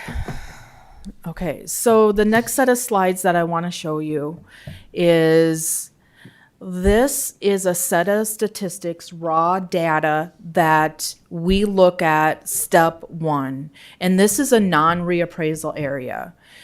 And what you can see in this particular slide. Carla, can I clarify, when you say this has never been reappraised? No. This area? This Okay. is that bottom tier if you look at our Thank you. map. This is the Township 96. It's that bottom tier. These are all the sales within that township that happened in 2021. When we array these ratios, we come up with a median assessed value of 50%. So we are assessing at 50% of their potential market value. So this year, for those non-reappraisal areas that we've never been door to door on, we raised valuations 20%. So that ended us at about a 71% sales to assessment ratio. Now, the next slide shows where we've been, and we've been reappraising. I don't know, 25%, yeah. So this Township 97, we reappraised this year. We started at a ratio of 74%, 75%. But after our reappraisal, we ended up at about 90.6%. Now that included our door-to-door inspections. It included our new land valuation tables, any type of market adjustments that we may have put on there. So we did really good. I mean, we ended at a 90% ratio. Now, if you go back to the previous slide, it kind of shows where our reappraisals are working. They're working, and they're only working for a few years. Because last year, we did this township in 2020, assessments paid 2021. Well, we ended our assessments at the sales to assessment ratio at 76%, but that was very typical of what happened county-wide because of the high market. So after we made our market adjustments and such, and we readjusted our land pricing in this particular township, we ended up at about 85. It was still within the range. It's slightly lower than this, but it fell within, you know, the target of our overall assessment of countywide. And then we fast forward, and these are some of the Sioux Falls areas. And like I said, you know, if you looked at that township, at the end of our assessment year, we were in the 70s all day long on all of our sales. It didn't matter where we were at. It was, you know, it was Sioux Falls, it was our townships, it was everywhere. We were ending up at about 70%. So that's why we had to make our adjustments. And we ended up, you know, pretty tight in some of these areas, between 85 and 90%. So at the end of the day, at the end of all of our adjustments that we made countywide, whether it be land or market or our cost manual, an overall level of assessment that Lincoln County had was 90%. And Jim, I did check with our surrounding counties, Minnehaha, Turner, Union, Clay, and I wanted to get their level of assessment because I knew that question was going to be brought up today, or maybe during my April meeting with you folks. Two of the other counties, and I don't remember which ones they were, ended up at 89%, just because of I don't know if they didn't feel comfortable raising just the minimum. I don't know. I mean, every assessor is a different assessor. I mean, we now have the experience in our office, and we have the technology, and we have Ethan. He can really dig in and find where we need to adjust. Can we go back one slide, please? Well, and I don't want to take all the credit. I mean, we've got a whole staff of appraisers who most have been with us for 3 to 4 years at this point, and that goes a long ways. This one? Your humility is noted. Well, they deserve Thank the you, credit. Ethan. They really do. If this They're is- the ones on the grounds running. They're getting the data collected. They're doing the pictures. They're giving us all the information we need to do the statistical part of our job. Well, I think that's why it shows where you're tracking, because of your staff's effort, you're tracking much more closely to the market value, because that takes human effort in the office to make that Exactly. happen. It takes human effort, and the other thing that really wasn't discussed when we were talking about the before and after of the reappraisal areas is that we're implementing a new software system. So instead of writing in a paper property card like we have in the past and taking the cost of a deck from a book and figuring out how big the deck is and then taking that times the cost per square foot and doing all those calculations that take lots of time, we simply push a few buttons in, say this is a deck, it's a flat deck, and it's this big, and then we have our value. And then Carla and I can sit and look at the market and make market adjustments that will affect the whole group of properties or decks, whatever it might be, and we can make those changes quite efficiently at this point. So that's also into play now. And board, I apologize if I get into a little more in depth, but when I'm looking at the first 7 on this on this chart, things just don't make sense to me yet. So are these good sale numbers on those 7? Yeah, And the I thought reason the same thing when I see the 38%. I would venture to bet that property has a house or a building permit on it, and that was overlooked. That probably should be taken out. So what We could let's look it up. I'm going to compare, let's say, card 130 and 3084. 130 was almost 31% ratio. Even under the new adjustment, it's still 153. I'm not quite seeing the connection. To me, it should have went down in comparison, but maybe I'm wrong. I'm trying to understand that. And then again, on the other one, it was substantially lower, and it's still lower to the ratio. Yep. And that was done after the parcel was evaluated. Right. So I'm still seeing a discord of that process. Yep. So if I had to take another guess, I would say that was probably a couple of land sales just based on the value of those sales and the change that you saw there just going up. You can see here, these are the land sales from the last year, and these are our current values on them. There's, let's see, the very first sale, we're over by, $10,000 on it or $5,000. It's really close, whatever it is. We're under on the second one. We're slightly over on the third one there. We're under a good portion on the fourth one, and so on.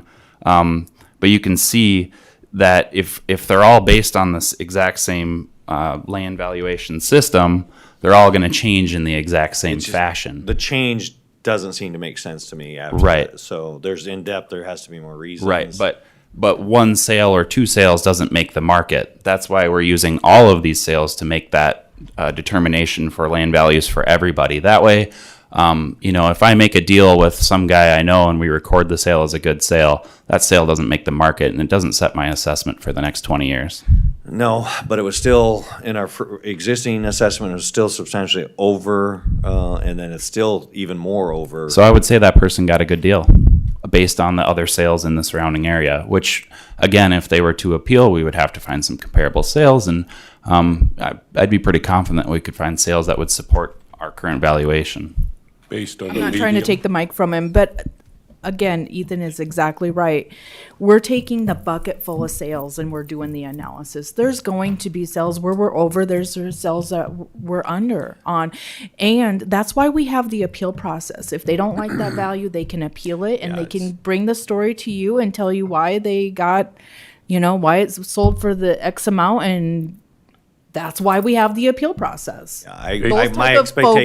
My expectations would have, after the adjustment, the one that was substantially higher than the average would have came down. That would be what we call chasing sales. It's a very discouraged practice in assessing, where you just look at sales and only adjust the sales and not everybody else's assessments. No, I'm not looking at sales. I'm looking in comparison to what the assessments were. Our assessment average was very low, but that individual property was very, very high. Yeah. And it's even higher now after compared to the average. I wouldn't have thought that would have happened.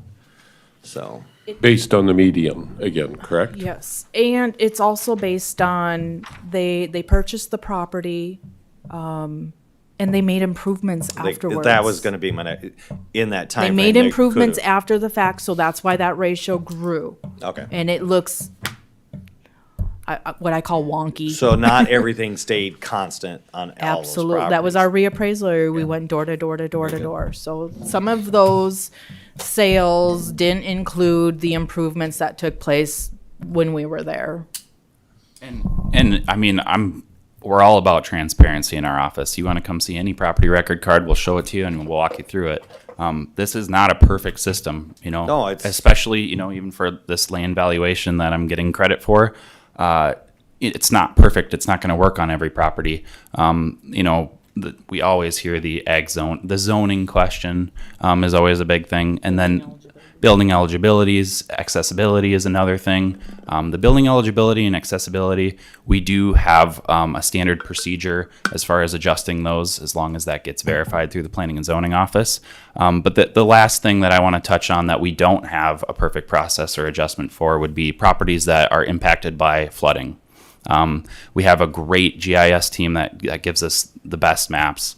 But even still, there is, through our studies, we aren't able to tack down and nail down an exact adjustment for people who are in the floodplain. Some are completely in the floodplain. Some are in just a risk area.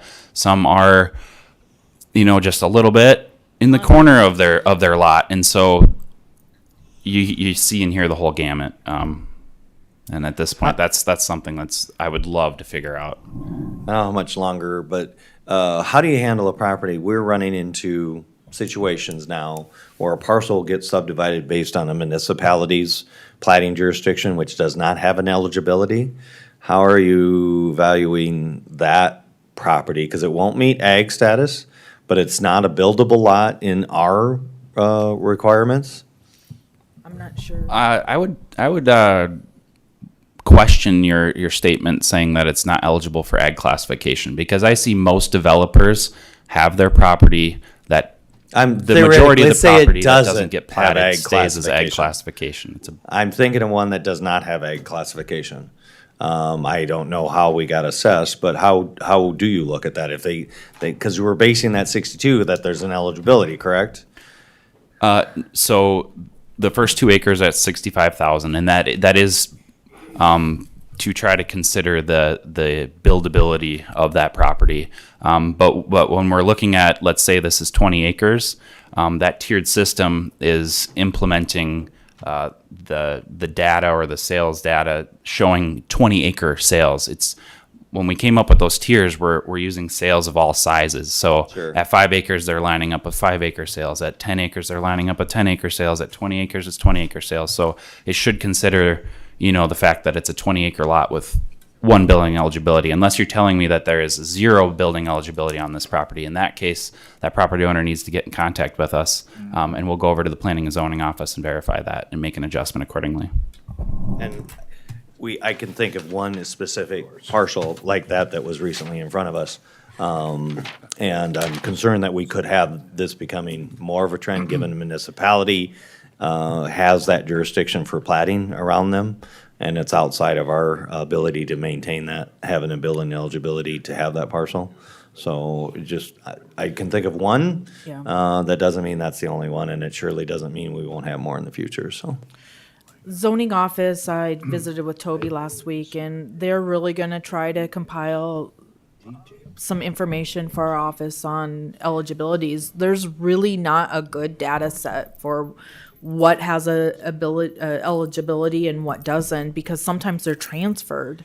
Well, know- and there is no, you bring up a good point. There is no master directory of Exactly. building eligibilities. Some of the building eligibilities are, so I've been told, contained in either sales contracts. That would be one place they're recorded, but not every sales contract is recorded per se. And so that would be a pretty that would be a pretty extensive project to put together master directory building eligibilities.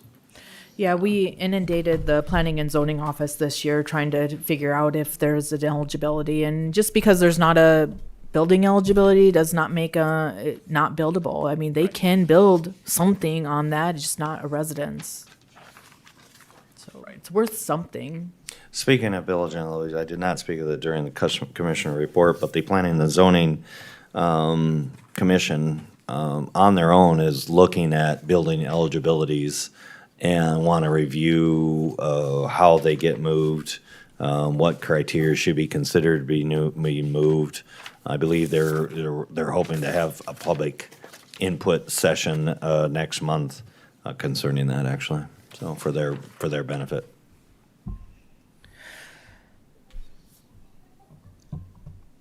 So going to the information that we provide to the commission, it's very similar to what we gave you last year. We give you the subject property, in that requested value and reason is verbatim, even the spelling errors, which bother us. We put, the appellant's reason why they're appealing and what their requested value is. That's straight off the PT 17 form.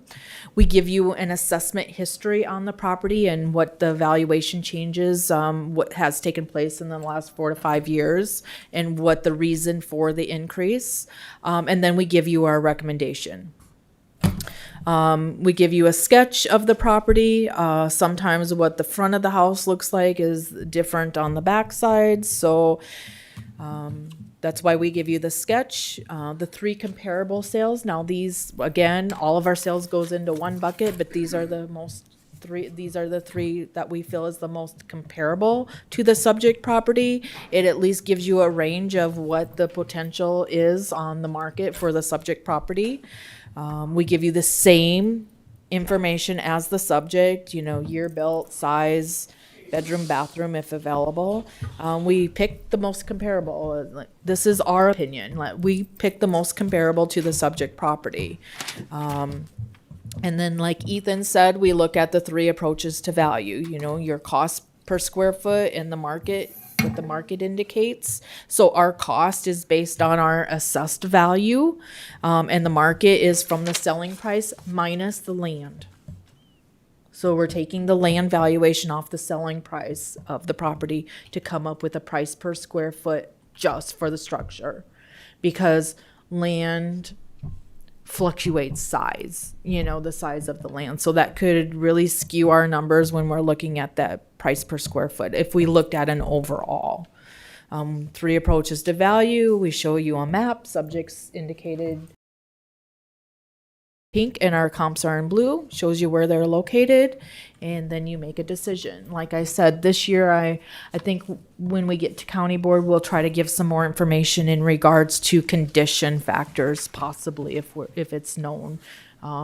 We just, within the last year, started adding all of our building permits. Even though we don't value homes differently based on new roofs, we're at least putting that information into our system. New roofs, new siding, new doors. Now all of those things that happen could essentially change the condition of the home.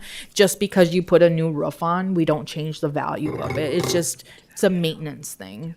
As long as the home is not leaky or causing some type of internal or external damage, that's when we start conditioning the property. So that's the information that we'll be providing for you. I mean, this is your opportunity right now. Do you want more? Do you want less?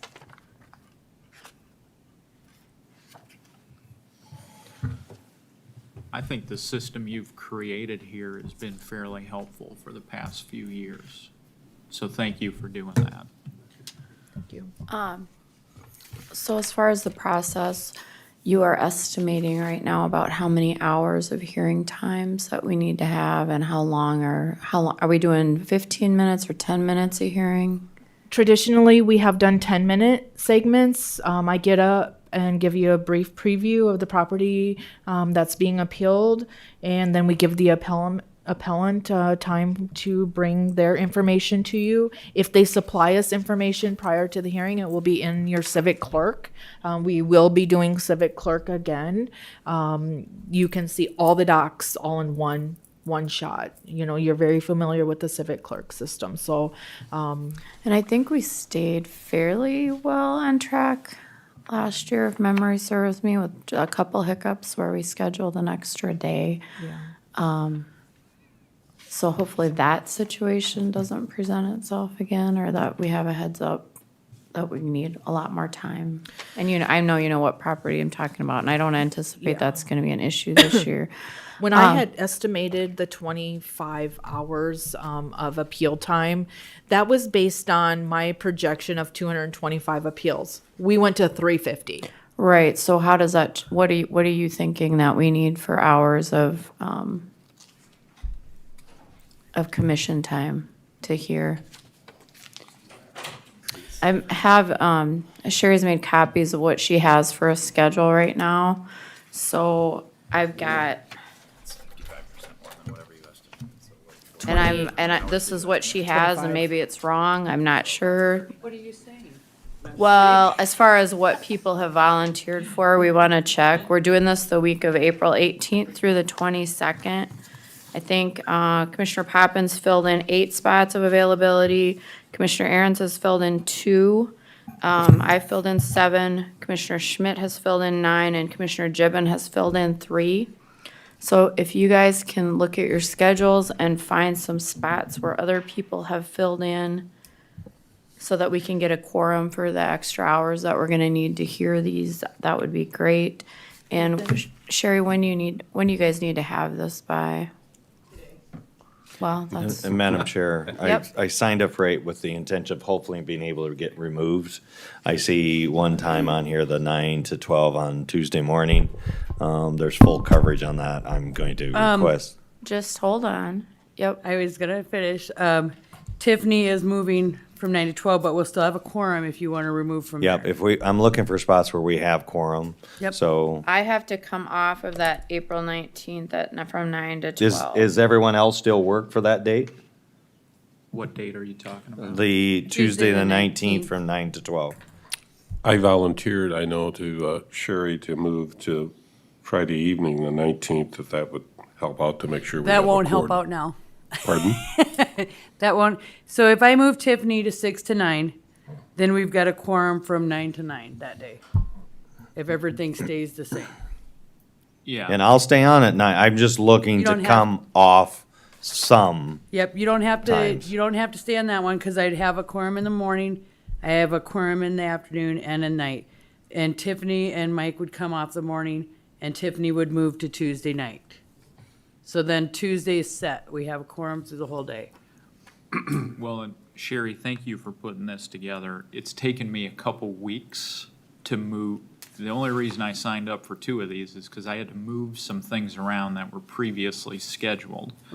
I've been able to do that now. Good. So I'm gonna be signing up for some more slots. Okay. But I had to firm my schedule up before I could commit to anything. Nope, So- absolutely. So I've got that, and I'll give that to you after this meeting. Carla? When's when are we doing consolidated? Well, I have a problem there, Okay. and that's also something else I want to talk to you about. Can I ask a question? Yes. Before? So just for clarity, though, if we're going to make an adjustment and we only have 3 of the 5, we have to have a unanimous decision.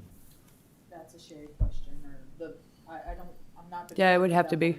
Yeah, you're so gonna have to just vote for yes. everyone's understanding, if we're going to make an adjustment, Otherwise, you're going to be moving them. yeah, so, Teamwork. yeah. I think at this time, and I'll put it on the next agenda if you want me to, that we dissolve the consolidated board next year and Canton will be on their own. For 23, yeah. Well, Okay. they need to move But we up still there. need to do. We still need to get a consolidated board. Now, I have talked to, the school's having a problem, getting somebody here because they work during the day, so I'm wondering if we shouldn't try to do a consolidated board then either Tuesday or Wednesday night. And that's unfortunate because that takes, we do a lot of the other ones there, but we do have those 2 nights to be able to do a consolidated board. Either, you said Tuesday or Wednesday? I would think so, yeah. Well, with the consolidated board, we have to have the 3 commissioners, city and school board. So you want to check on that? Well, the school will be available for nights because their people work days and they can't get Okay. away. And the city said that he's very flexible, so I'm assuming if we do it at night, they'll be really flexible. Is the city's meeting on that Tuesday night, on the 19th? I mean, are they, maybe we're restricted to Wednesday? If I may ask the question, why are we dissolving consolidated? Just general. But why do we do it? I mean, in 1997, when there was only a amount of people in the county, it may have been a good idea. But now we've got larger boards. Why not let them take care of their local? So if we're gonna move that,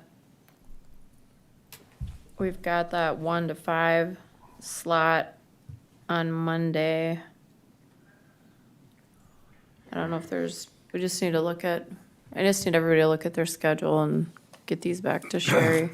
Oh, we were back to how many hours are we looking Well, at needing? It's probably, I don't know. I mean, it's really hard to gauge because I don't know what the local boards did. It's dependent on them. If they went with some of our recommendations, we may not need that many hours. But if they overlooked a lot of our recommendations, then I'm appealing back 340 appeals. I mean, and for me, one of my problems is that I have a law office to run and bills to pay and employees to pay, and it's kind of a financial hardship for me to be out of the office for a week straight. Yep. I have other availability on my calendar Right. if need be. So are you talking the next week or what? Well, I We would can like go to to get May it all done 3rd. this week if we can, because if it's going into 2 weeks, I mean, based on this, there's 47 hours. Commissioner Aaron's probably has the same problem I have. Well, I'm actually okay. I can make all these things work just fine within my schedule. It's just a matter of coordinating, calling, Right. making sure I'm good with everybody else. So I have no problems. I've filled myself in here on 3-4 more spots now. Okay, For great. example, I can do 6 to 9 on April 21st. I know nobody signed up for it. I April could do- 21st? Yeah, April 21st, Oh. Thursday. Okay. I have a problem on the 21st. I do, at 6 to 9, I really do. So I Schmidt's cannot off make there. I could help out Thursday and Friday morning on the 21st and 22nd. Yeah, so Thursday morning, I'm available as well.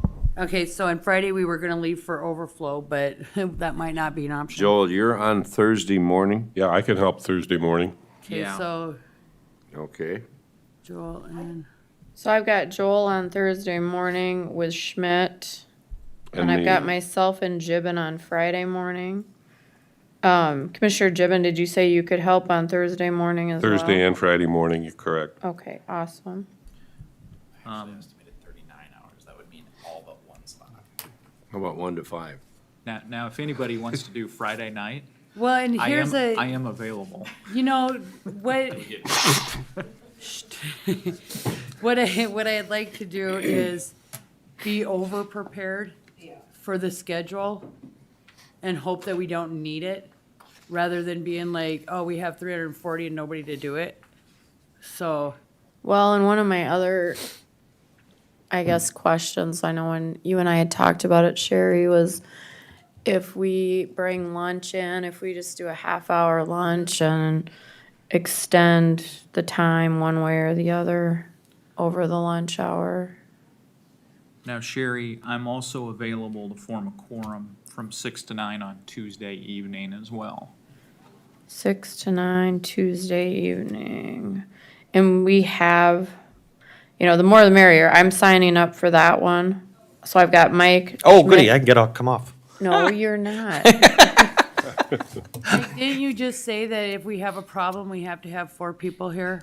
Or we No, have to have you- an odd number? Well, no, you don't, the point being is if we're gonna make a change, it has to Yeah. be on a 3-member board, it will have to be unanimous, Yeah, so. Otherwise, we're gonna have them all coming back yeah. when we have 4 or 5 of us to try to get it So adjusted. Commissioner Aaron's, can you do that Tuesday night then? Yes, Okay. I'm available Tuesday. What evening. about Monday from 1 to 5? I see that. Okay, how about if I do this? If I just call off the name, because you guys are throwing way too many dates and everything out there. Here. Let's do Monday, the 18th. So my, Start at the beginning. We're short one person on 1 to 5. 1 Right? to 5. yep, 1 to 5, we're short one person. Well, I guess I can chip in. Okay, so then we are covered on Tuesday morning. We've got 3 on Tuesday afternoon, and we've got enough on Tuesday night. So Wednesday morning, 9 to 12. So do you have me down for Monday have- afternoon then? Yeah, you and Mike and I are in the afternoon. Yes. Okay, so I'm Monday afternoon as well. Okay. Yep. So we're looking at Wednesday right Wednesday, we're now. short one Wednesday, Wednesday, time. I've got Tiffany and Mike on the morning. If nobody else, then we'll sign off on that one. Okay, that I was, could, if I could rearrange, I could make the morning work and not the evening. Well, we need you one place or the other, so it's probably not gonna make much difference unless somebody else can fill in. You want to do the morning? Because that's I'm- easier. I'm just waiting to hear back on whether it'll be today or tomorrow, on whether I can do Wednesday 1 to 5. and So we let's had- just eliminate Wednesday morning. Okay. Unless you said you had something you had to get out of it? No, that was on the 21st. Okay, so then Wednesday morning's gone. I've got Wednesday afternoon and Wednesday evening, I got 3. So At if you least. can if you can come in, we'll get you on the schedule, Yep. but we're covered. So Thursday, I've got a quorum on the morning, Jim Schmidt, Joel Aarons, and Jim Gibbon. I'm short in the afternoon. I've got Tiffany and Jim Schmidt. And I'm short at night. I've got Jim Gibbon and Aaron's.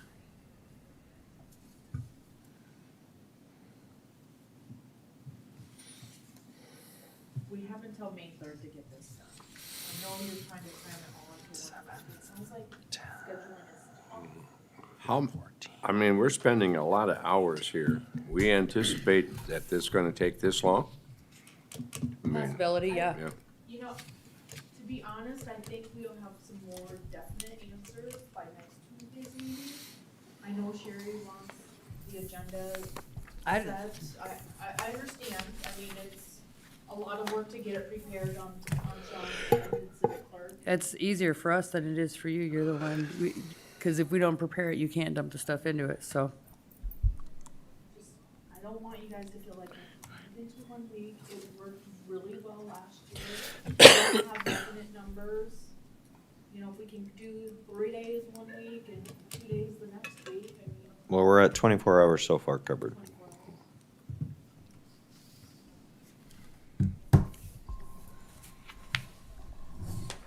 My preference is to hammer it out and be done with it. That's my preference. Well, I think so. then it keeps it fresh in your mind what you've been doing, so it's. Consistency from one to the other, yeah. So is there anybody else that can sign up for Wednesday morning? Well, Wednesday morning is off. We're just taking it off completely? Yeah, we went there. No All one. right. Yep, so I just need Thursday afternoon and Thursday evening. I'll take Thursday afternoon and evening. All right, then do we, give me one more person for Friday morning and then, Right now, Friday morning is myself and Commissioner Gibbon. Yep. What if we're not scheduled and we still show up and come? Fine. As long, I need to know that I've got 3 people, you can still show up. You know, I'm calving the month of April, and if there's nothing going on, I'll come, okay? But, you know, I don't always know. What? You can't arrange that? You don't have them timed out? So nobody wait a else minute. can on Friday?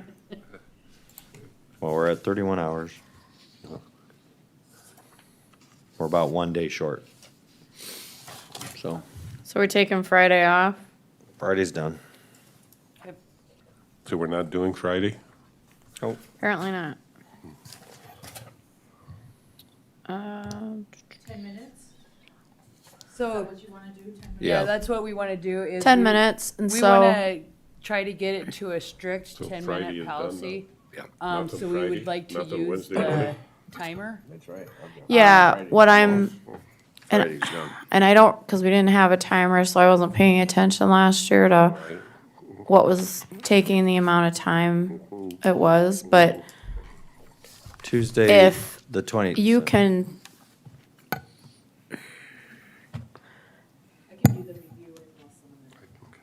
that's what if you compare yours to, let's say you think a minute, so boom, because we're all gonna have it ahead of time. It's just a review, just a quick review.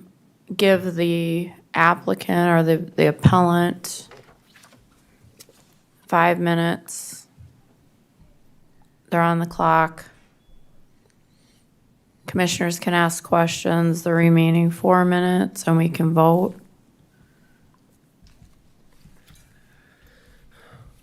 Yeah, so I think if we put a, I mean, does But that, does if that we make put- sense timing wise? If not, Yep. tell me. no, I think well, Sioux Falls gives you 5 minutes from the start of your appeal to the end.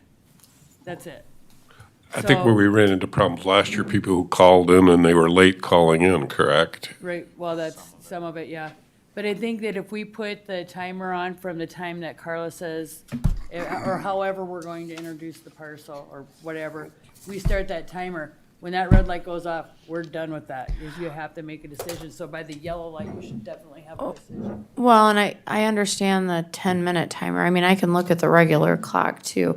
I want every appellant to have enough time to present their case, and I think 5 minutes should be enough time.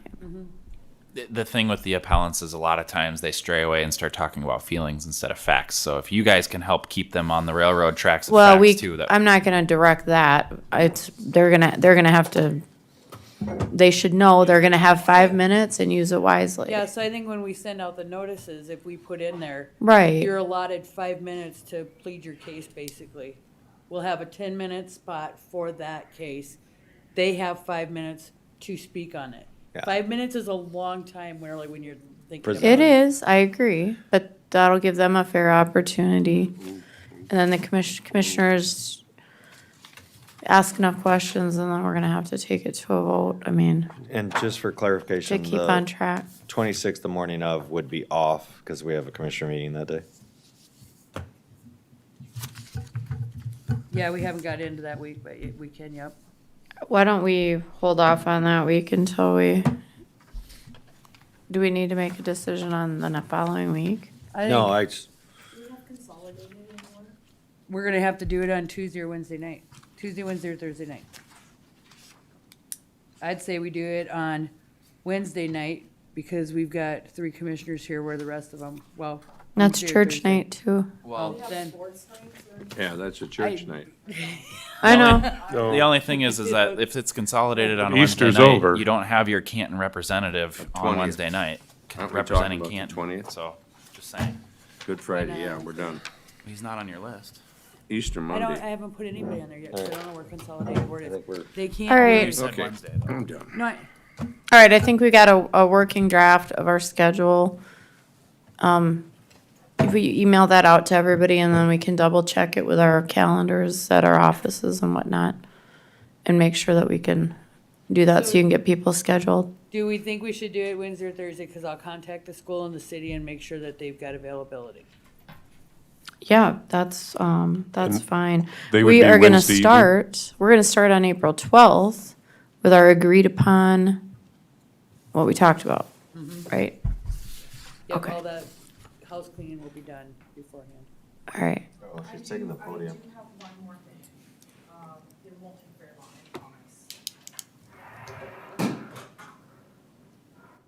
Don't worry, it's funny, no. Currently, we have our assessments going out with percentage on everything. This is a concern. I mean, it's been brought to us by citizens, attorneys, and here is an example of the reason why I do not think that we should have every single parcel have a percentage. Because the law says we only have to do it if it's over 20% of a reappraisal criteria. Not an improvement, not a change in use, not a change in classification. That's what the law says, and that's how our programming is set up, based on this law. So when we send out our assessment notices and we're providing a percentage difference on last year's value and this year's value, it's very distorted. And it's because the program was written for this law. This is an example. This value in 2021 was 88,906. 2022 is 246,682. Our program thinks it's a 45% decrease. No. No. And this is how the formula works. Last year it was ag land, and it was valued at 88,908. This year, it didn't qualify for ag land, so the assessment went out at 246,662, just like this says. We have to account for the change in use and the growth. The growth on this particular parcel, because of the use change, and that is a criteria for growth, is 198,454. So the program recognizes, well, the valuation difference is only 48,208. And so that's why it's saying it's a 45% decrease. And while we're on this subject, for properties that go from ag to non-ag this year, and that growth gets added to that budget for that taxing jurisdiction, and next year they come in with all their documentation and qualify, there's artificial inflation to that budget, and everybody else is going to pick up the difference when that property goes back to ag classification and has a value way under market. So Carla, what do you want to do? I would like to follow the law and only put the percentage differences on those parcels on our assessment notice for reappraisal only. I mean, this is concerning. I We agree, because it's giving the wrong impression. It's confusing. We're gonna spend all of our time explaining Yes, and it's. that math. We knew Jake and I saw that there was an issue last year, and it was on our discretionary. The same type of formula was going into effect program-wise, but we did not see this until this year. It was on our improvements, classification changes. Can you fix the computer program so the tail doesn't wag the dog here? That's, It has to honestly- account for those other things by law, though. It has to Okay. make those corrections. Okay. So why I don't don't know how you would. why don't we not Yep. do it I on understand. these? But I agree with Commissioner Arians. I think we need to see if there is a program that maybe fixes that problem, that works. I But- needed to bring it to you because this could be some of the Sure. issues that we hear at equalization time. I Right. mean, these numbers were not accurate. They were not. That is an accurate depiction, though, according to law, of the change in their value. So I don't know what you would do to the program to change it. I mean, you have to Well, I don't know account the either, because difference I'm in not, growth. that's not my Well, that- wheelhouse. We'll visit with you. But, and we can talk about that more, but if it's giving distorted numbers right now, then I think that we need to take it off and just strictly comply with the statute. I agree. And I'll visit with Jake. He's aware of it. We're going into a new programming era, in the next 1 to 2 years. I mean, we'll visit with the programmers and see if there is a fix. I don't know. don't know if Well, there thanks is. for bringing it to our attention. Thanks All for all your right. time. Thanks, everybody. What are we doing on the 12th? Consider a motion to adjourn. Also move, Madam Chair. Thank you. Thank you. Sean, will you call the roll? Commissioner Aaron's, Yes. Commissioner Gibbon, Yes. Commissioner Yes. Poppins. Commissioner Schmidt, Yes. Commissioner Landine. Yes. So are we doing something on the 12th?